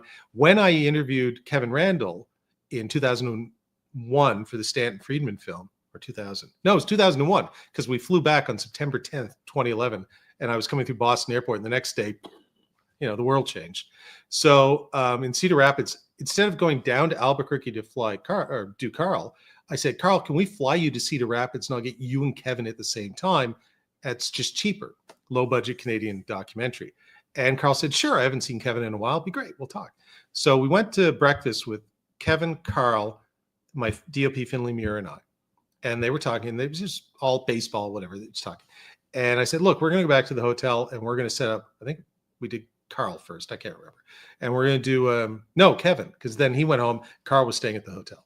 And I said, I'm going to set up, give us about 40 minutes. And they were like, okay, no problem. And as we're walking out, I heard, I think it was Carl say, look, now that they're gone, we can really talk. And I thought, hold on, what are they really talking about? UFOs, or the fact that Carl's former intel, Kevin was an intelligence officer in the U.S. Air Force, like, who knows what they're really talking about, but I'd like to be a fly on that wall for the next 40 minutes. And I never asked. It's just like they had their conversation and I wasn't part of it. So, okay. That brings up something I've been meaning to ask you. You have interviewed these former intelligence guys, CIA, Navy, U.S., Canadian, everything in between. Were there ever any instances where they told you things off camera that you weren't allowed to put on camera? Anything like that? I wouldn't tell you if It was a lost cause. I don't know why I asked that question. But unlike some people, I wouldn't actually tell you if they said, look, we're going to tell you something, but you can't. Now, I'm not trying to be coy. I'm not claiming that they did. But that's how you lose a source. they're all dead now. The only guy who ever did was that I could talk about would be Bruce Bailey. And we had turned the camera off, and he's the RB-47 colonel. And he started talking about his own RB-47 case. So I was just there to talk to him about the famous 1957 RB-47 case. And as we're, cameras off, tapes out, we're starting to pack up. He says, yeah, I can't do a Texas accent. He was a very nice guy. And he goes, yeah, I had my own case back a little later than that during the Cuban Missile Crisis. That's not Texas accent, but whatever. And I went, what? And he describes the case. And I'm like, you ever talk about that, public? Because Brad Sparks, ace UFO researcher, sent me to this guy. And even Brad didn't know about this one. And so he said, no, I've never talked about this one really publicly. I said, would you be willing to? And he sort of sat for a second and said, yeah, what's the worst they can do to me? Fire it up. And okay, Finley, tape back in. We're rolling again. And that one made it into the documentary to actually help augment the fact that it wasn't just one RB-47 case. It was like a lot of the RB-47 crews, which were one of the top spy planes at the time, were running into UFOs that would, in his case was a little different. He said in the 57 RB-47 case, and he knew those guys. He said it was the best crew. It was an all-star crew. They were doing a test run on the plane or whatever. Did certain things with him. He said, and ours just, blew our gear out, like fried all our gear and everything. And, it was the interaction was a bit different, but the principle was the same. And so I'll give you this one. I did ask him at the end, because I hadn't asked him for the first RB-40, but I said, okay, we're talking about you now. So you would have been debriefed. He said, oh, absolutely. We got back to the base and there were a couple of guys there. Sorry, Texas accent. He had a much deeper voice. A couple of guys there from AF, OSI, whatever, and some other people we didn't know. And he said, they debriefed you and you told them. He said, yep. I said, well, okay, what did they tell you? And he said, they said, you can never talk about anything like this ever again. And I said, well, what would happen if you talked about it? He said, it was something along the lines of, you would get a one-way ticket to the northernmost base in Alaska. That's where your career would wind up. They made it very clear, not we're going to kill you or anything, but if you talk about this, your career's over. Yep. We're not going to get you out of the military. We're just going to send you to the worst possible assignment. Vietnam, here you come, or Northern Alaska, or he said Northern Alaska. And I said, okay, cool. And he said, but I'm not in the military anymore. It's been years, so I'll tell you about it. Wow. So he did. Yeah. Yeah, guys. If you want to learn more about the RB-47 case, you did speak about it last year on your top 5 favorite UFO cases. Yeah. Yeah. So you can go back in the archives and listen to that. Or Google RB-47 UFO case from 1957. Or you can watch my film for free online, top 10 UFO sightings or whatever they call it, best evidence. Mm-hmm. And that is the #1 case. And it's a case I still believe is unexplained or at least unaccounted for. It's fantastic. Yes. Go watch the doc, guys. Mm-hmm. We'll put a link below in retrospect as well after we do this here. Awesome. What do we got? One more? A toothache. 2 more? Like you got to is it bothering you? The extra strength Tylenol is wearing off. Fear time. 2 more. Okay. Who's next? Jim Moseley. Jim. Love it. The clown jester of UFOlogy. Passed away in 2012. Many years. Ran a zine. I guess it's a zine. Newsletter. Newsletter's better. Called Saucer Smear. Was it? God, I always forget this. Was it Saucer Smear or Saucer Smeared? Smear, because the book was Saucer Smeared. Correct. Yeah. Right. So you couldn't subscribe. It was kind of like he just added me. It showed up in my mailbox one day. He mailed it up. Whether you like it or not, you're getting Saucer Smear. Couldn't pay. I think he took donations, love offerings, he called them. Love offerings. Very 1960s. But you couldn't pay for it. You couldn't subscribe to it. You were in the know. And I think you can find most of them online now. I think Tim Crawford at UFO TV or whatever bought the rights and they're up online. You have to pay, but they're there.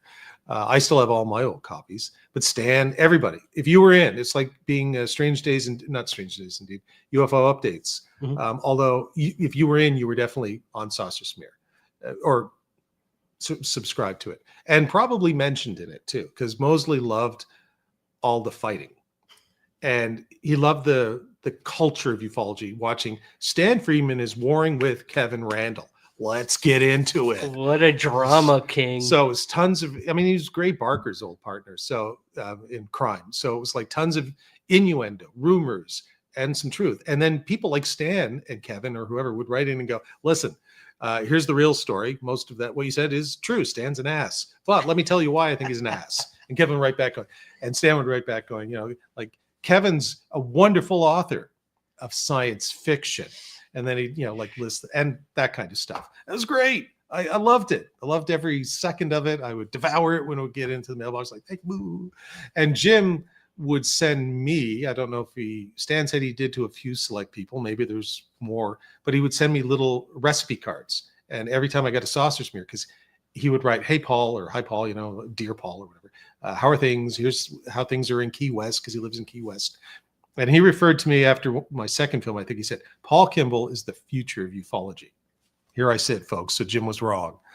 And I had many phone conversations. I called him up after that. I said, Jim, don't ever say that again.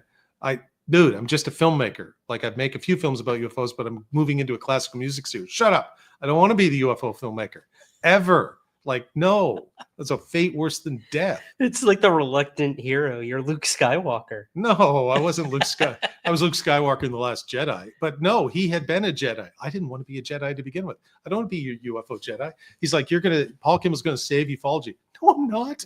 It can't be saved. Like, it's just, it is what it is. I'm just here to document certain things. But I was doing a blog then, and I was in it hot and heavy. And he said, this guy, I like the cut of his jib. You know, he's Friedman's nephew, but by marriage. He'd always had that. But he has an independent point of view, and he doesn't agree with Stan a lot. This is great. This, not only do we have people fighting, it's family. Shakespeare. Yeah, this is like Shakespearean. It's like, Jim, Stan and I get along great. Like, only in public do we sort of feud about a few things like MJ12, but like, it's not really feud.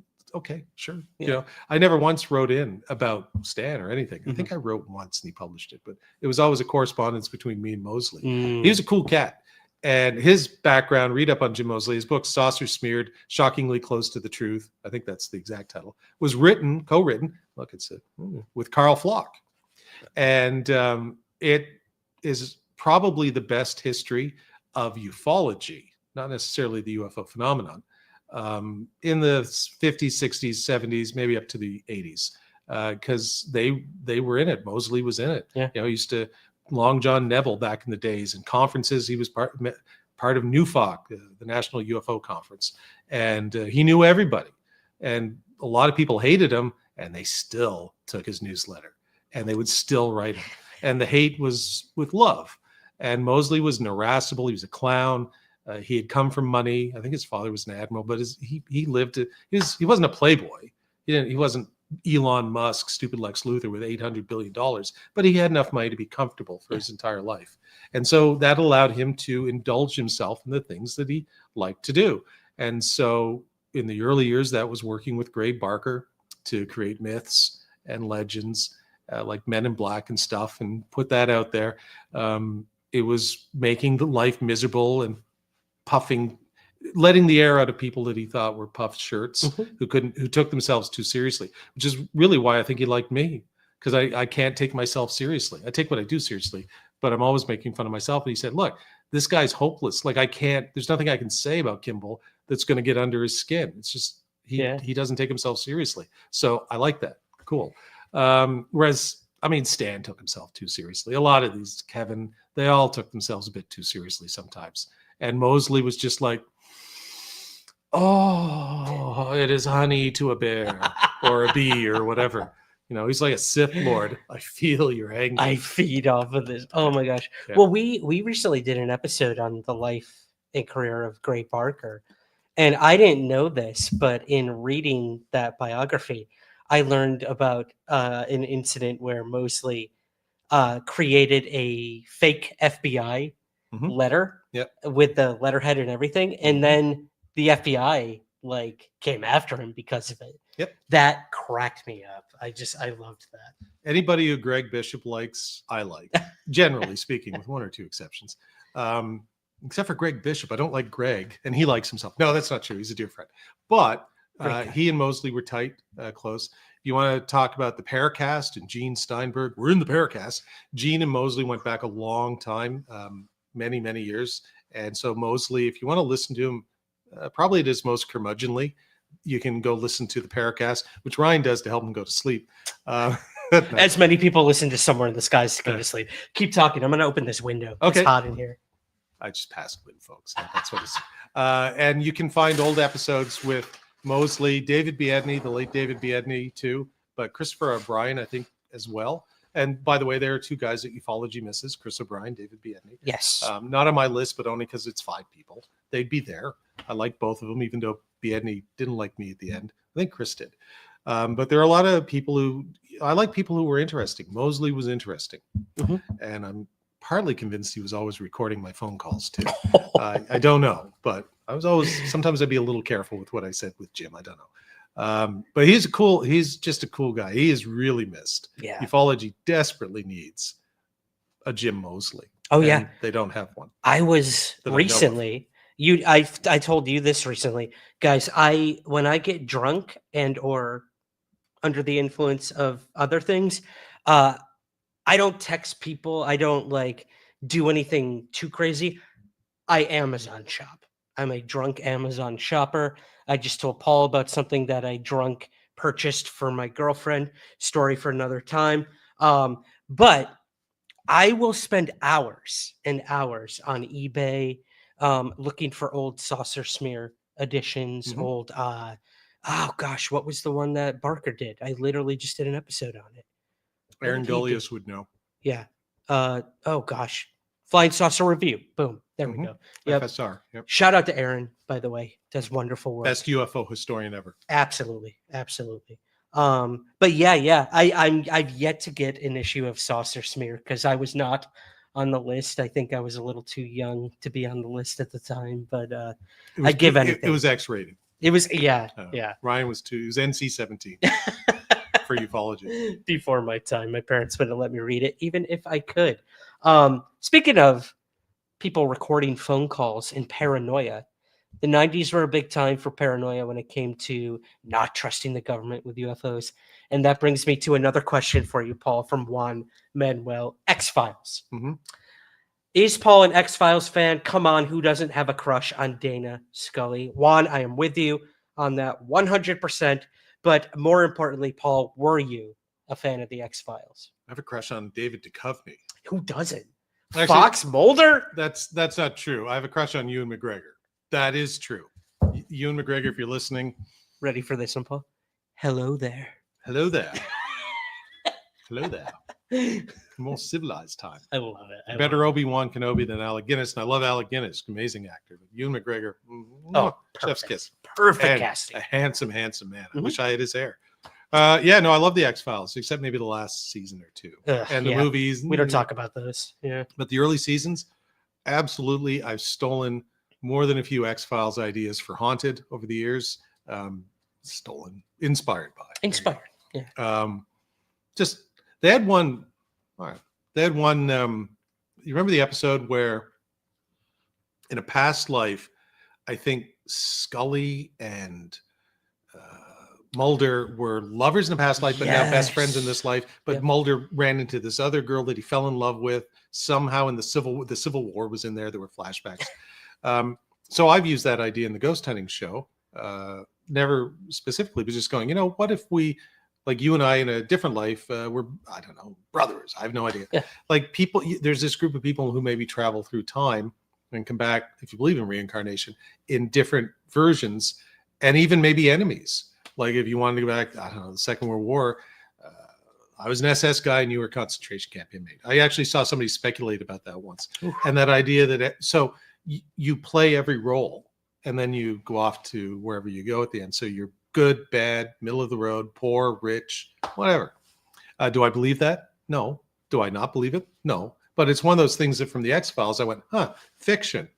All right, I'm going to look into this. And, they took it from from actual philosophy and theories, and people talk about it long before they ever did. And I said, oh, they just made a good episode of television about it. So yeah, let's use that. And then there was the famous Bog Squatch episode on X-Files where Ryan and I ripped that one off. Wait, no, we came up with that one on our own. That is a myth in the making. We're still working on it. We're still we went to, like we mentioned, guys, earlier, the Bogside Brewing. Paul's got the hat on right there. Bought me one as well. Thank you so much. You're welcome. Appreciate that.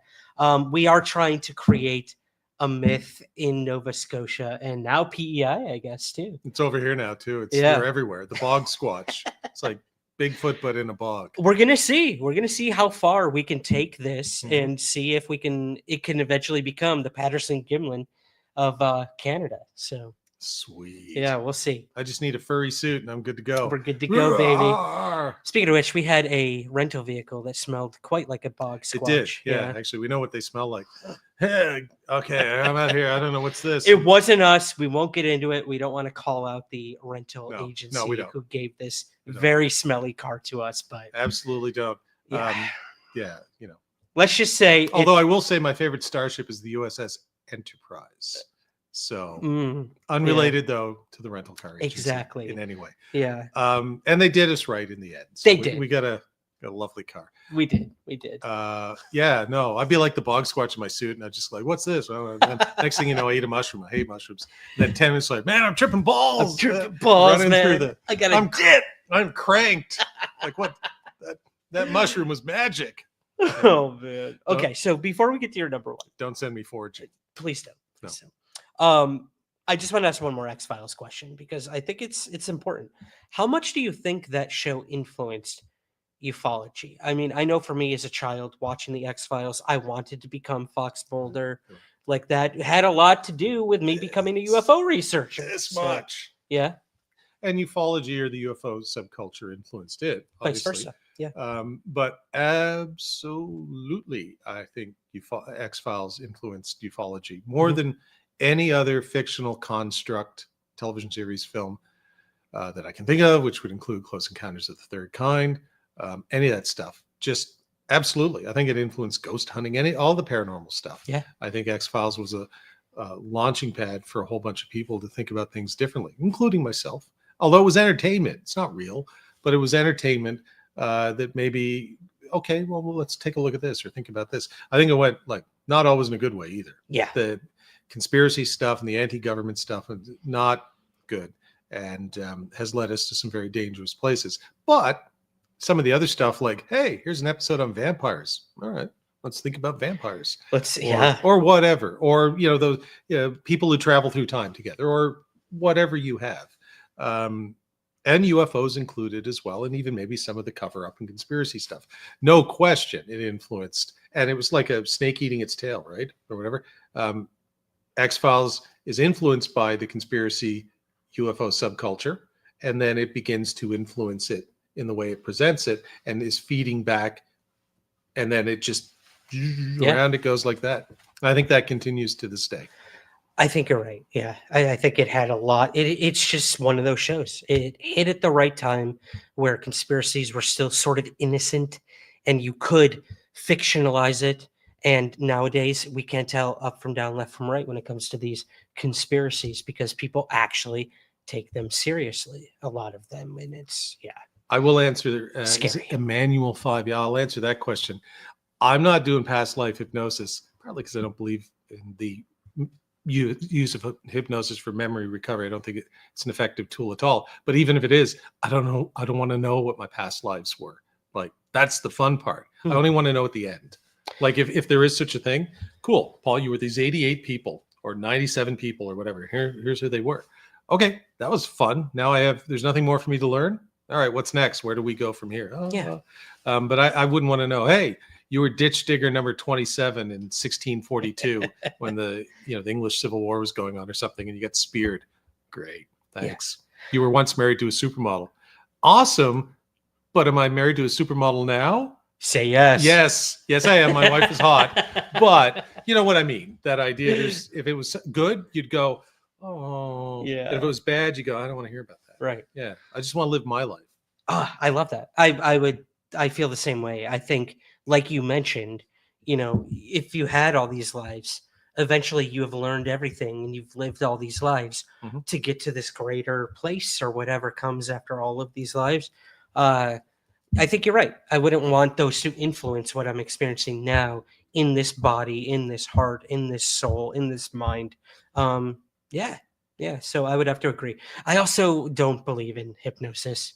In my early ufology, You will give me your beer. must make Paul dinner. Ooh. I went in my younger days of ufology. I was all about the hypnosis when it came to retrieving recovered memories of alien abductees. I don't ascribe to that any longer. I think it's too faulty. I don't. It. This is going to be hard. Respect the hell out of my mentor, Peter Robbins, who was the assistant to Bud Peter. Hopkins, whose Good approach guy. very good. Bud Hopkins was a great man. No, Peter Robbins. Bud and I didn't always see eye to eye. So, That's fair. That's fair. wonderful artist. I will say Yes. that. Love his art. Peter Robbins is a great guy. Yes, he is. Yeah. Yes. And hypnosis is just very controversial. I'll put it that way. And the more I've looked into it and the more I've actually seen sessions take place, I do not think it is an effective tool to retrieve memories of possible alien abduction experiences. I am David Jacobs. I am David Jacobs. Send me your underwear. Send me your underwear from your alien abduction.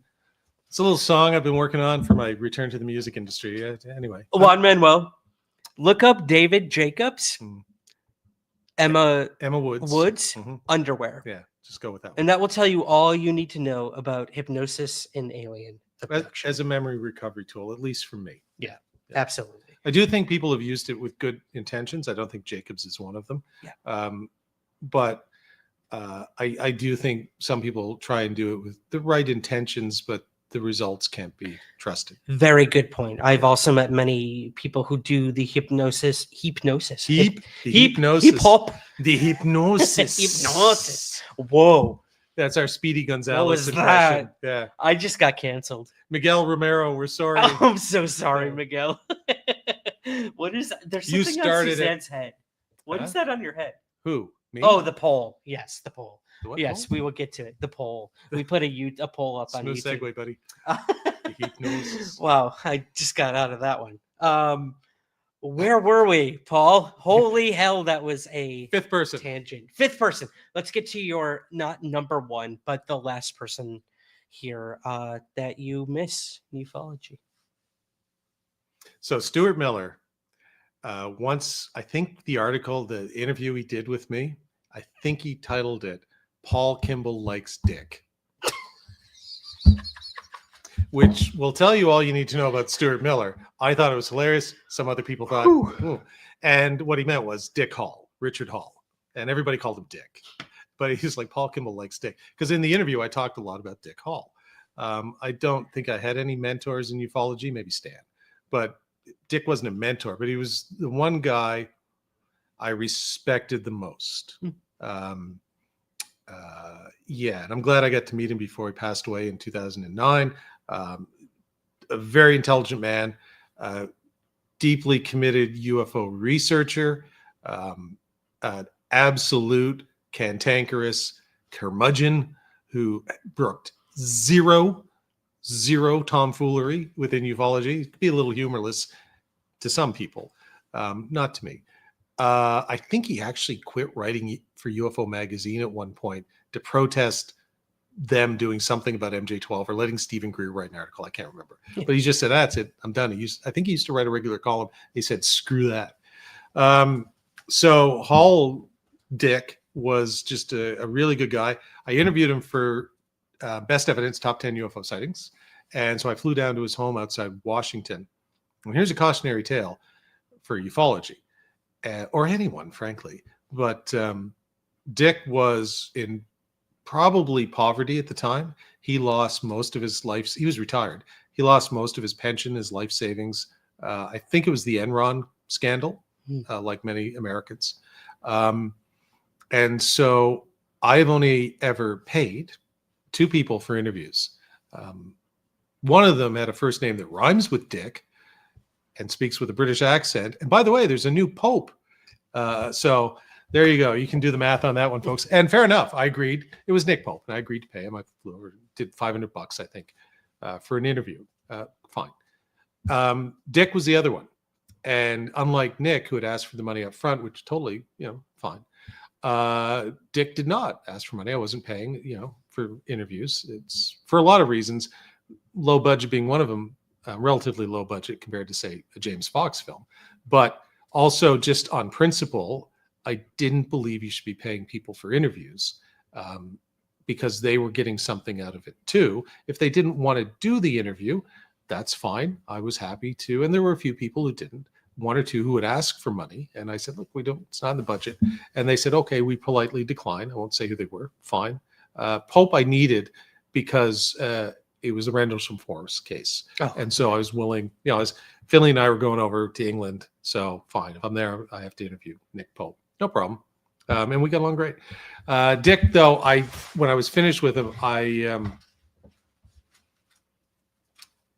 just felt so bad. He had stains on his collar kind of thing. And it's just the QFOS files were in his house and they were in the basement, the old Center for UFO Studies. And I was like, oh my God, they're going to rot down here sort of thing. And I just remember I walked over to him. Look, I have a reputation of being a complete douchebag asshole. Sorry, folks, for the language. I don't know what you're talking about. Sorry, you're fired.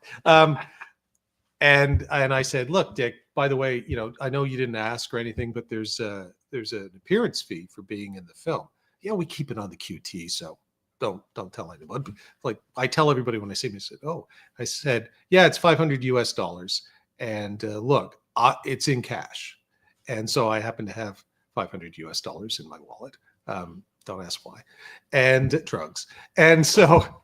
We went without cocaine that night, folks. Finley and I. No. And so I handed it, and Dick said, do you need? We both knew what was happening, but you leave the person with their dignity too. Right. And he said, do you need a receipt or anything? I said, I do, Dick. If you could email that to me, and it'll be waiting for me. I still have it, the receipt. And so yeah, I'm an asshole, but maybe not as much as people think.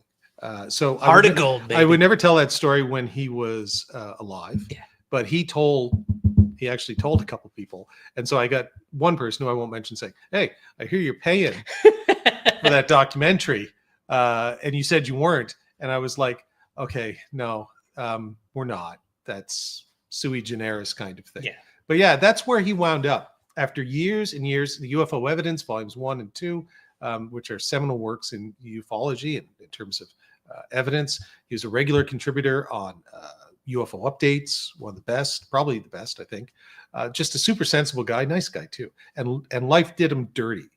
And that can happen to anyone. It's not just ufology. But I remember when life did him dirty, there were some, but ufology kind of forgot about him to the point where I suspect a lot of people, and I certainly don't blame you. Dick's been dead since 2009. So if you're younger or new to ufology, you might not know who he is.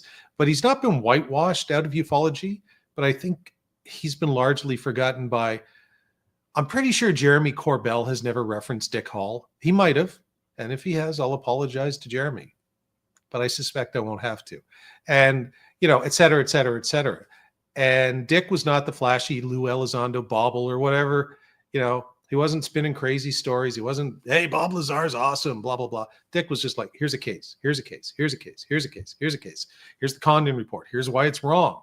Here's why their conclusions were wrong. And I'll show you 5 cases that they ignored or they whitewashed in the Condon report. And those are the guys that people today should look up to in ufology and say, we don't stand on this, because you guys are in ufology, not me, I'm out. But people in ufology stand on the shoulders, not of giants, but of real men and women. They're like Wendy Connors. There were women in the field as well, just not very many. Ann Druffel, good example, who did at times real research, good research of all sorts of. Read Ann Druffel's biography of James McDonald, Firestorms. Oh, God. One of my favorite books. Yeah. Who made contributions, and most of them are forgotten by the current, no offense, folks, UFO Twitter crowd. So if you haven't heard of Stuart Miller, I get it. If you haven't heard of Errol Bruce Knapp, I get it. Although, if you haven't heard of Carl Flock, I don't get it. That's on you. If you haven't heard of Jim Moseley, shame on you, because Jim Moseley is integral to the entire history of ufology in a way that Miller, Bruce Knapp, and even Carl are not. And Dick Hall is right there on the other side, because he and Moseley were very antithetical, if you will. Dick didn't have much use. Dick did not like Jim. Jim liked Dick because Dick was good for copy on Saucer Smear, and he just mercilessly could poke fun at him, and Dick had no sense of to be fair. But those two guys, much more so than the other three, are absolutely indispensable to the history of ufology, and they were there for decades, both on their different sides of the street. And to not know who they are it's a crime, not like a war crime or something, but it's a crime if you consider yourself interested in the UFO phenomenon. If you consider yourself a ufologist, you don't have to talk about them every day, but you should at least know who they are. And I could be wrong, but I'm guessing Corbell, he spends all his time talking about Bob Lazar.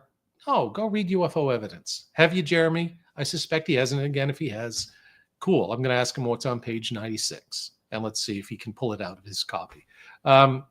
They probably maybe know about Jim Moseley, but I don't know. Like, if you don't know, if you haven't read Shockingly Close to the Truth, then you're not really a ufologist. You don't have to agree with everything that's in it, but you're not serious about the phenomenon, and you're not serious about the study of the phenomenon, because you need to know the people who've studied it and the scams and the cons, which Moseley goes into. But you also need to read, like Dick Hall's The UFO Evidence. You need to read Jerry Clark's I don't even know if you can get Clark's UFO Encyclopedia anymore. It was pricey back in the day. Yeah. But you find them. See if you can find PDFs. They're probably online or whatever. It would be nice if they're not, if somebody would digitize them and get them up. And so, maybe somebody should do that. But those resources, those people are out there. I think you can still find the UFO updates. I thought somebody might have archived them. But history matters. And so you don't keep repeating the same mistakes maybe that these people made. So Stan's fine. His memory lives on. But when Valet passes away, his will probably live on to a degree. People remember, or at least they know the name Hynek, maybe Edward Ruppelt, maybe a couple others. Jim McDonald, not so much, but maybe. But these are like the unsung-ish heroes. Moseley, you might know, but you might not like. He gets a bad rap. Like, oh, he was a debunker and he wasn't serious and stuff. Well, he was the crown jester or court jester, and you need one of those. Dick Hall is a guy you absolutely should know, and you should know his work, and you should know the impact and contribution he made to ufology. And again, cautionary tale, how it wound up for him too. Alone in poverty. Not ufology's fault about the poverty part, but these are the guys that mattered, and to me they mattered because I knew them. I'm privileged to have met these five guys. Never met Moseley in person. Wish I had. Always intended to go down to Key West and never got around to doing it. And then he passed away in 2012. But the other four I did not only meet in person, but several times in Carl's case. Only once, sadly, with Dick, because he passed away not too long after I met him. But these were important people who did important work, and a lot of what you have now is built on that. And frankly, not just built, and this is why I get angry, folks, a lot of what these guys built is being torn down now and being corrupted now. And that does get me a little angry, and it's why I don't return to ufology, even though there are good people in ufology. Just because I see what happens, they're either forgotten, these guys, or even if they're not remembered, the things that they did are ignored. So, sure, Tic Tac case, which is actually kind of old now. It's like not the newest case. But, hey, whatever the new case is, chandeliers, or reflections on the ground, whatever you have. Dick Hall and those guys would have made it. Lou Elizondo would have been thrown into the trash bin within a couple months. Just for putting stuff like that out there. They had no tolerance for that. They really believed that the UFO phenomenon was something worth serious, especially Dick. serious scientific inquiry. And Dick had zero patience for anybody that was a huckster, a con artist, a grifter, somebody who just wanted to get some money or celebrity or attention, anonymous sources, although occasionally, maybe if it checked out. But no, you need more of that. You need more Dick and less, as Stuart Miller would say, and less. He really did. He said Paul Kimball likes Dick. And people get very offended by that. And if you get offended by me constantly repeating it, well, somewhere Stuart's having a good laugh. Because Stuart and especially Jim Moseley were guys who had a sense of humor, which I really liked, because I do too. And willing to not just take the piss out of it, but push the boundaries, especially Moseley, as far as you could push them and then go, cool, push A little further. even further. I am really going to piss these people off to see how angry they can get at me. But in seeing how angry they would be, Jim would learn something about them. Yeah. Those are my 5 guys that I really, plus Mac Tonys, plus Stan, obviously, plus others that have sadly passed away. Chris O'Brien. I enjoyed Chris when he was on the Paracast. I enjoyed B. Edney when he was on the Paracast. But, we all get old. We all die. Hopefully long in the future for us, but who knows? Yeah, that's your potato thing. But yeah, don't forget what is it? The Midnight Oil said the future dries up when I can't remember the quote, never mind. But don't forget the past. So seek out and find Dick Hall's work and Jim Moseley's and Carl Flock's and Errol Bruce Knapp's and Stuart Miller's too. Yeah. It's good stuff. Absolutely. I love that. And, as someone who used to be one of the younger people in ufology. Still our kid. Now I'm like channeling my Han Solo. Don't get cocky, kid. But, there will come a time, where I will then have those 5 that I'm going to have to choose. I'll be one of them. Yeah, Paul. Paul Stop. died in World War VII. We're not making it to World War VII, buddy. No. I don't know if we're going to make it to WWE3. I last saw him in a potato coffin. I was just going to say, I think I'm going to be the one to go first if you keep feeding me these potatoes. Because, yeah.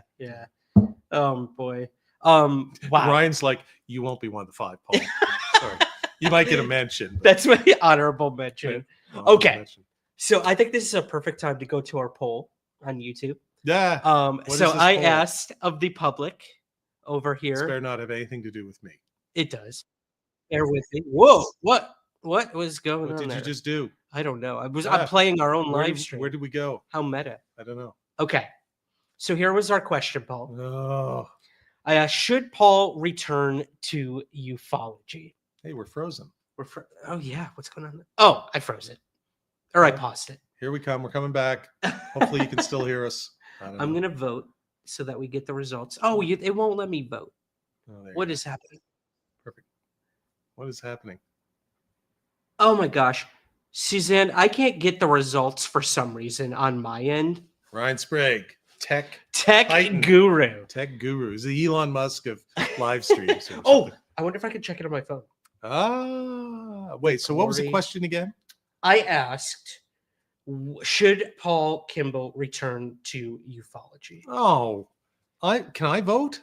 Where's my iPad? I'm voting no. Oh my gosh, I can't find it. I already know the answer.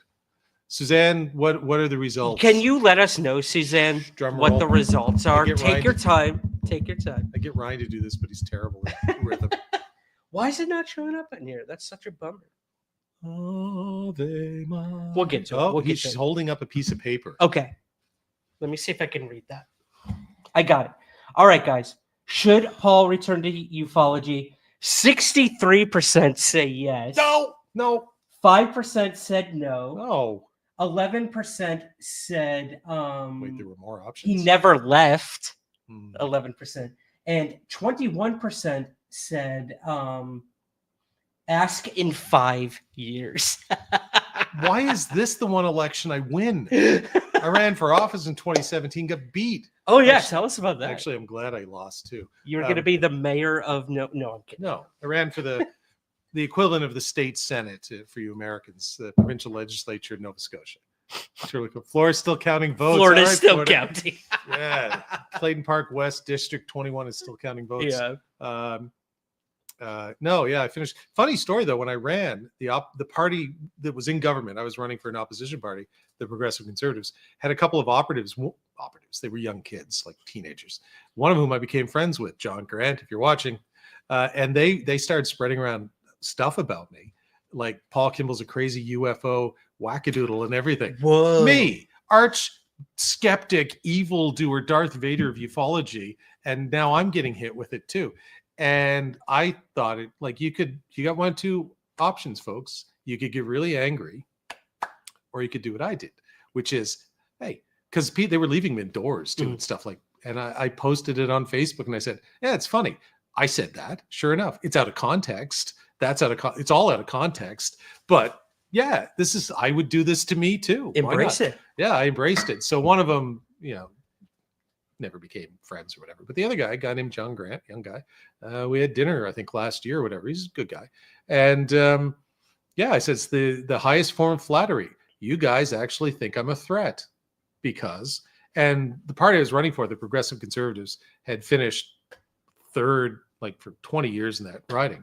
And don't need to get into why they thought I was a threat. It had to do with the film industry. Doesn't matter. But I finished second. I increased the party's vote by, I think, 24%. And while I was still 2,000 votes or something behind, moved the party ahead. And they now have a Progressive Conservative MLA because they won in the last election. And I just thought, cool, the sincerest form of flattery is that somebody actually attacks you. Right. And the reason I was running for the Progressive Conservatives is the NDP, which is the sort of Democratic Socialist Party, which I had been a member of, wouldn't let me run. Why? Because the leader said, we think some of your UFO work is going to prove too controversial. Wow. And you will be, and they wouldn't even let me stand. I had been recommended by the local party committee in the riding, and because there's a by-election coming up, and they wouldn't even let me stand. Central office, this wouldn't let me stand. And so I went public and I said, I quit. I quit your stupid party. I quit. I'm like Elaine. I quit or whatever. And, peace out. I'm going to go join the Progressive Conservative Party. I didn't say that, but they actually asked me to run. I said, okay, I'll consider it. The great irony, though, is the leader of the party, realizing this had become a slight public relations problem, because I wasn't going to win the nomination. A more popular person was going to win it, and she did. And became an MLA. So they didn't have to do this. Yeah. It wasn't even an issue, but they were even afraid to let me stand. And so Stan, the laughter curtain, everything, Stan used to say, still a little bit of this. But the guy who led the party was a guy named Gary Burrell.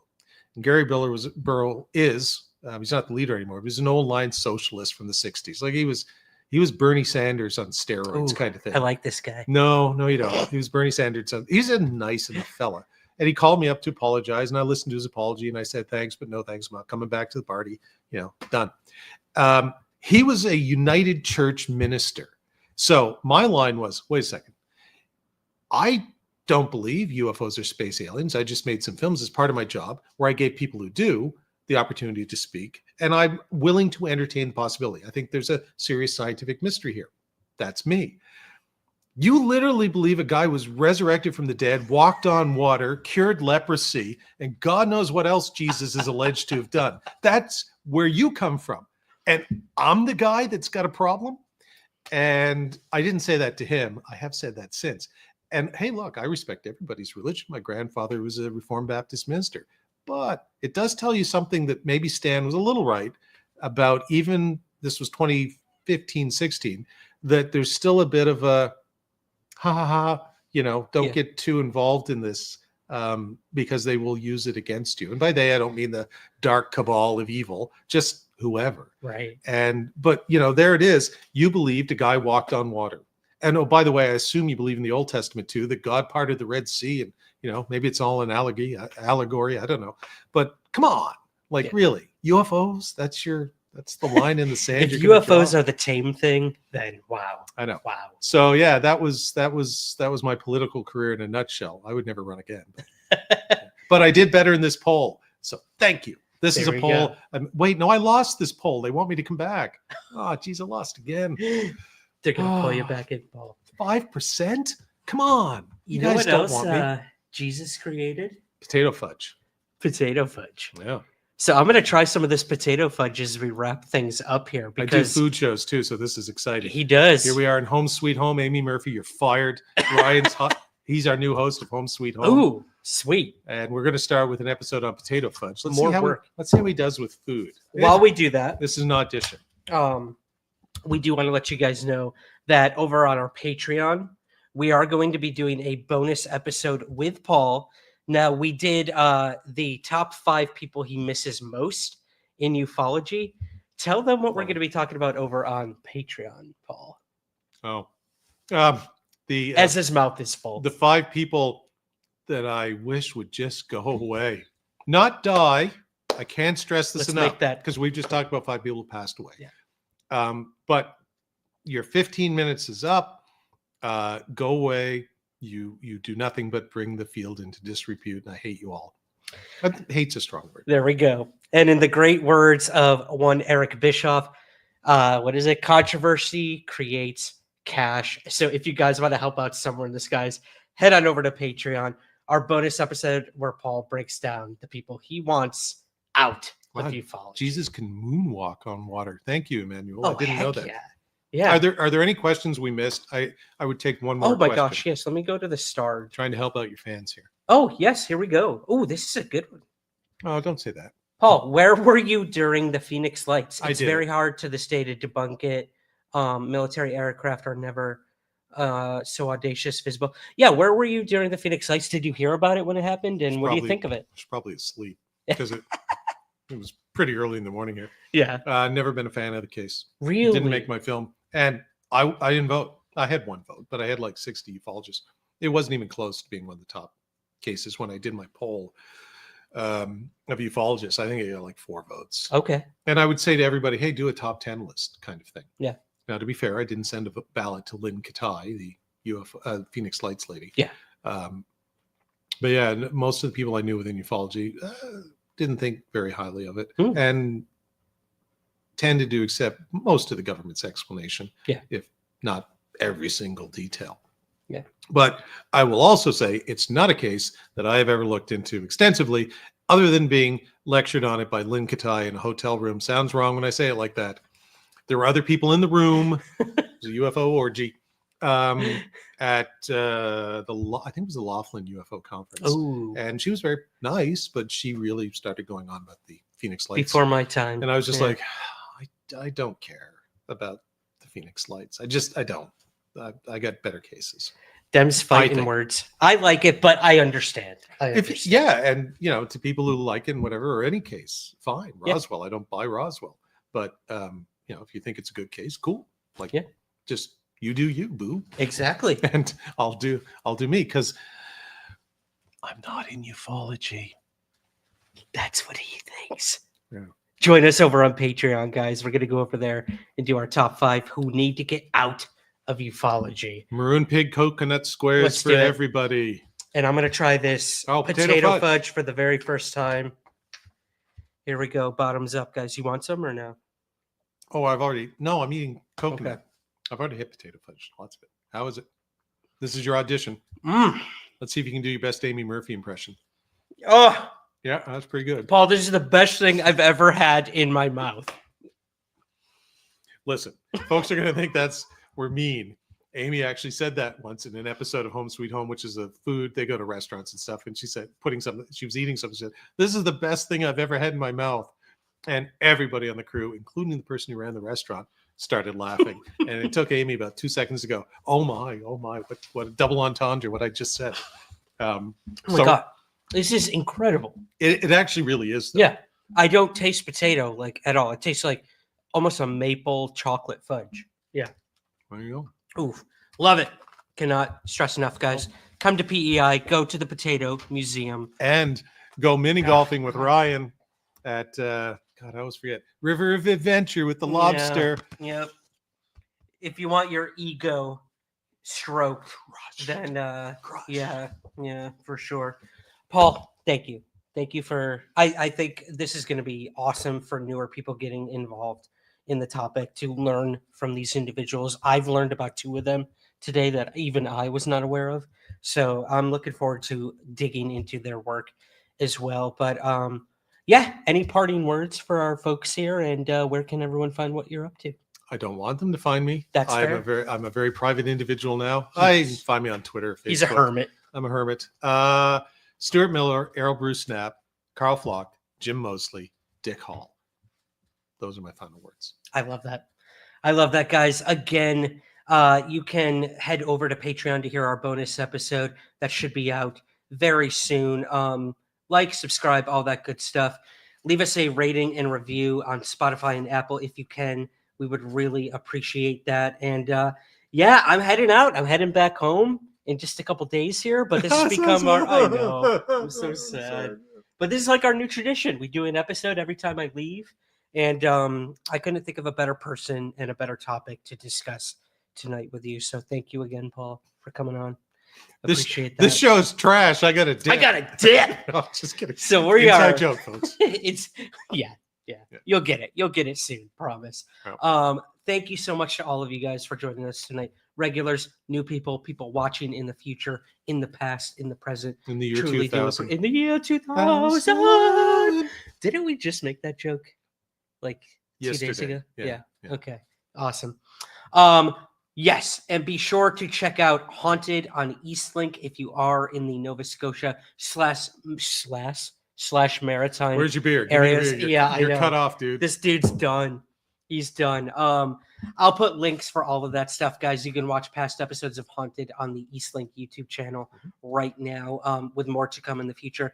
And Haunted Heart and Soul. Tell us a little bit about this creation, if you don't mind. Literally the last 3 months of my life.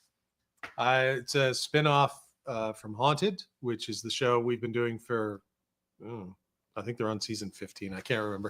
I quit. I retired as a ghost hunter after season 13, turned it over to my old friends Holly Stevens and Dylan Garland to co-direct and co-write. So they're running Haunted now, which has one more season to go, and then hopefully Eastlink will give us more. Yay.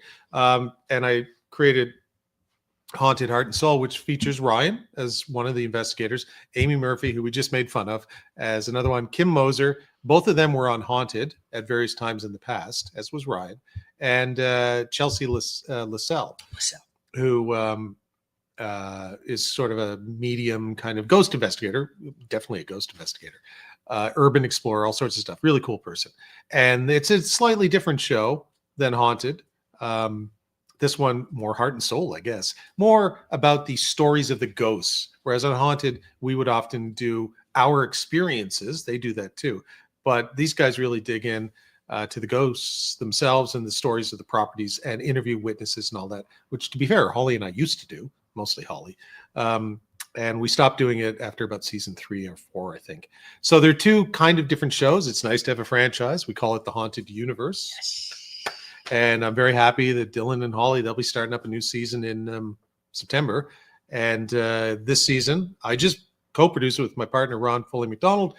Brad Cormier directs Haunted Heart and Soul. And he began working as a sound guy. So crazy. That's a crazy world. He did a great job. He really did. Just an amazing job. Better job than I could have. So Holly is a better host than I am. So I fired myself from that show. And Brad's I was going to direct Heart and Soul, and Brad turns out to be a better director of ghost shows than I am. So I canned my ass on that one.